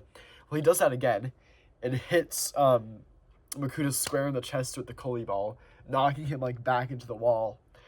And at this point, they just start actually fighting. Like, the Coley match is over. They just start brawling, like, banter back, or they, like, hit each other, fight, and they, like, banter. And there's some, like, interesting dialogue in there that I've got written out again, where Makuta says, "Now I will protect Madanui from you." And Takanuva's like, "Protect him." And then Makuta says some really interesting stuff. "Sleep spares him pain. Awake, he suffers." And Takua's like, "But he does not live." And Makuta is like, "My duty remains to the Mask of Shadows." And Takua's like, "All right, then. Let's look behind that mask." And he jumps onto Makuta, grabs him by the face, and starts wrestling him, trying to pull the mask off. But as they do that, they twist, and they fall right into that pool of energized protodermis that I said was in the middle of the room. And once the two of them both enter the pit, something else climbs out. The two beings merged into one. Takudanuva, if you will. Light and shadow, one being. The pinnacle of balance. There are moments in Bionicle where some being or entity shows up and completely defies the laws and boundaries of existence that have been established or will be established later. And Takudanuva is one such being. And it is, like, controlled by the minds of both Takua and Makuta merged into one, although Takanuva is not really able to fully penetrate the complexities of Makuta's mind and get an eye into his, while Makuta definitely sees into his. Anyways, Takudanuva is driven by both brains, yet neither, and seems to be, like, partially controlled by some external force, like, above, like, transcending whatever they are. And he rises from the pit of protodermis and points across the room to another gate that's currently sealed shut. And speaking in both the voices of Takanuva and Makuta, he says, "Light has revealed the will of Madanui. Our mother, I'm leaving that in. Our brother must be awakened." And he goes up to the gate, digs his claws into the metal of the gateway, and heaves it into the air with all his strength and holds it up so that the entire population of Madanui, all of the Matoran, Toa, Turaga, can go through the gateway and see what's on the other side and delve deeper into the island, deeper than we've seen yet. And as Holly passes through the gate, Jala's mask in her hands, Takudanuva tells her to stop and hand him the mask, and somehow Takudanuva, like, uses whatever powers he has that are unexplained to make a connection with the red star that I mentioned earlier, if you remember that. And somehow that connection, you'll understand what the red star is in a few videos from now.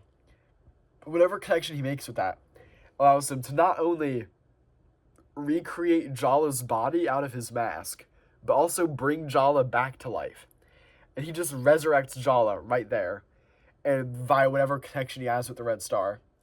And now Jala's alive, and Jala's like, "What is going on?" And Hala and Jala go through under the doorway, right as Takudanuva runs out of strength, probably from strained by the connection with the red star.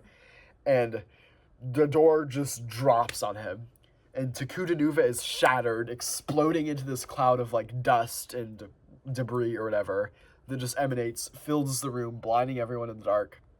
But then out from that dust cloud, Takanuva emerges, separated from Makuta, And he says that Makuta has not only been defeated, but destroyed. As the crowd of Matoran carry on through the tunnels with nowhere else to go, the gate is closed behind them. The tunnel ends, and they emerge on a cliffside with a silver sea spread out before them and a sky overhead. But it's not the sky they know. It's an artificial sky with like 2 moons and stuff. And across the sea ahead of them lies an island shaped identically to Mananui, except a lot smaller.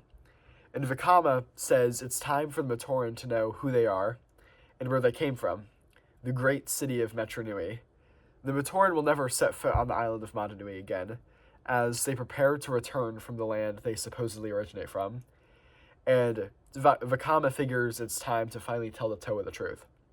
And so we end 2003 with Vakama turning to the 7 Toa and simply saying, "You are not the first Toa." And with that, we're ending 2003. What happens next, or what happened before, you'll have to find out in the next videos of the series to come out. But until then, I'm going to go over a few things. So, to recap everything that's happened real quick. In 2001, we find the Matoran being persecuted on the island of Mananui by Makuta's infected Rahi for years before the Toa show up. The Toa collect the masks and then defeat Makuta in this big, like, shadowy nothingness form. And then he awakens the Borak as a distraction to buy himself time. And Borak have been on the island longer than the Toa, or longer than the Matoran, I mean. And the Toa eventually defeat the swarms. The Borak Cal don't count. No. And anyways, during the distraction, Makuta recovered and apparently generated a physical body. And Takua finds the Mask of Life. Makuta sends the 6 Rakshi after him. Takua realizes he's Takanuva, destroys the Rakshi, destroys Makuta, and returns the Matoran home to their home city of Metronui. Now, I can't just make a video summarizing the story, because there are enough of those out there already. So we're going to have something else to talk about, something to like prep you for the next video. And so, before I go into a reminder of all the major cliffhangers that are like foreshadowing, let's do a little bit of literary analysis. So what makes Bionicle so interesting? Well, first off, I think it's just interesting in a way because of just how needlessly deep and complicated it goes. But in this video, the story isn't that complicated yet. If you thought this was complicated, oh boy, do you have something coming for you in the next videos, because by video 3, there's so much happening, none of it makes any sense. Anyways, these early years I went over today were the most interesting part of them, at least in my opinion, is the way they set up the mystery and the setting, and how weird the setting on the island of Mananui is, with all these like ancient things. All the ancient stuff is mechanical. I don't know, it's pretty cool. And so many payoffs occur much later down the road, not just in this video, but in the future videos. There are lots of payoffs and like revelations to be made based off the like mysteries these first few Bionicle years set up. And I think that's pretty cool. And I think the way all this stuff builds together and doesn't make sense at the beginning, it makes so much sense later, is what makes this story so interesting. So you'll have to like stay for the next few videos whenever I make those to like see what I mean when that all unfolds. Now, there's a big theme for Bionicle. I'd say, I guess it's the 3 virtues. Like, we've got unity, duty, destiny, the things the Matoran live by. And you see these all throughout the story, from like the Toa working together to fight their foes, or like Jala and Takua going on their quest to find the 7th Toa. We see that like once you're given a job, like only by sticking together and like doing what you're supposed to do, no matter how hard it is, will you succeed. And some other themes, there's like this like motif, I guess it's kind of a theme, that like things relating to light affect your physical form and darkness affects your mind. And so like some examples of this are like Makuta controls the minds of the Rahi by infecting them, or the Toa Mata transform into the Toa Nuva in the Borak Nest. How the Borak Nest is connected to light, you'll find out a few videos from now. Also, speaking of the Borak, the Krana that pilot them, like their minds, Kra is the Bionicle word for shadow. Like Krana, Krata, the Mask of Shadows is called the Krakan. And so, like, yeah, there's even a shadow mention in the, like, minds of the Borak, so that's another mind connection to darkness. It takes shadow and light combined into Kudanuva to create Jala's new body and return a mind to it. So there's this interesting thing with, like, light connected to the body, shadow connected to the mind. Um, Another theme very prevalent, especially in 2001. This was prevalent in all these early years, especially 2001. Not as prevalent later, though it is on occasion. And what you see is that everybody has a part to play. Even like the smallest, weakest people on the island can make big changes. And obviously, I'm referring to the Matoran. Like in 2001, if you play Monog, you go through and see how the Matoran can work together and like survive. Like I said, everyone has a part to play, and especially with the Chroniclers Company. We get this group of random Matoran, generally seen as the most like flawed by their fellow villagers. Like Kapura's like physically so. Tamaru's afraid of heights. Taipu is just fucking stupid. And of course, there's Takua, the outcast, right? And yet, all these villagers who don't seem to fit in are able to band together and defend the Toa from the entire island's population of infected Rahi for a brief period of time. Also, we can't mention the little guy being important without pointing out how Takua was destined to, like, save the Matoran from Makuta. Speaking of Makuta, I want to talk about him for a little bit. So there are a lot of little scenes where we see Makuta doing stuff throughout the story, and he's like sort of always in the background in these first few years. But I want to talk about two main parts, which are the first is his fight with the Toamana at the end of 2001, when he's in the big black swirly nothingness form. He is destruction, right? And so I think what happened here was the like writers of the story or like Lego hadn't quite settled on what Makuta would be like as a villain, and so the Templar Studios, the people making Monog, just took a creative liberty, made him like this swirling bit of parts, right? And like every Lego creation comes from a pile of parts of some other Lego build that has been destroyed, right? And Makuta is like the representation of that pile of parts, and it works so well. And I don't know why I shouted there, but whether they chose to like keep that or not, they ultimately chose not to. It still works well just to build this mystery behind him, because like at heart, Bionicle is a mystery series in a way, and this first encounter with Makuta shows it off like super well, because you come out of it somehow knowing less than you went in. And heck, I could probably like say that about this whole trilogy of beginning years, like ending with more questions than I began with. But then we get Makuta in his physical form fighting Takanuva later, and even now that he has a face and we have this like person to represent this evil entity, he still starts dropping lines and information that hint to larger mysteries to come. Also, there's a cool parallel of how the first time he was nothing and couldn't be destroyed, but now that he does have a form and is something, Takanuva destroys him. And now, to explain like the mysteries in the later years of Bionicle, in the next episode of the series is gonna be about prequels. We're gonna have to go to the past, so we'll see Makuta again, and we'll find out that like unfortunately, when the Takanuva Makuta fight happened, the writers still hadn't quite locked down Makuta's goals, and so the things Makuta says during that fight that I like read out that sounded really interesting and foreshadowing. I think what they were supposed to foreshadow changed. So, like, spoilers, it doesn't have as, like, strange of a payoff, or as strange of a twist you see. There is still a wild twist at the end of Bionicle that does involve Makuta, and that is insane, and it involves Mananui and all of that. But, like, the lines he says here don't feel like they're hinting towards a bigger twist that's different than the one that we get. But the one that we get still works really well. I just think, like, I'm wondering what the writers were cooking when they were, like, when they say like Makuta is like protecting Mananui by keeping him asleep. Like I want to know what they were what were they cooking? Like what were they saying when Mananui is awake he suffers? I like need to know what twist they were initially planning before they like switched to the other twist. The other twist I think they were playing two twists and they dropped one, kept the other. The other is still absolutely insane. But anyways, I'm just like gonna say like the Makuta. I said those lines would kind of pay off. They do pay off, kind of. Just, like, whatever. And enough to rambling about Makuta. Also, before I close out this video, I want to give a shout out to this guy, Bionicle Revised. He's literally rewriting Bionicle, but just better, and removing all, like, the crappy parts that are made for selling toys, and making the other parts, like, far more mature. And, like, the fight scenes are also, like, gruesome. Now, I really like gruesome fight scenes. You can see by all the Berserk books I have.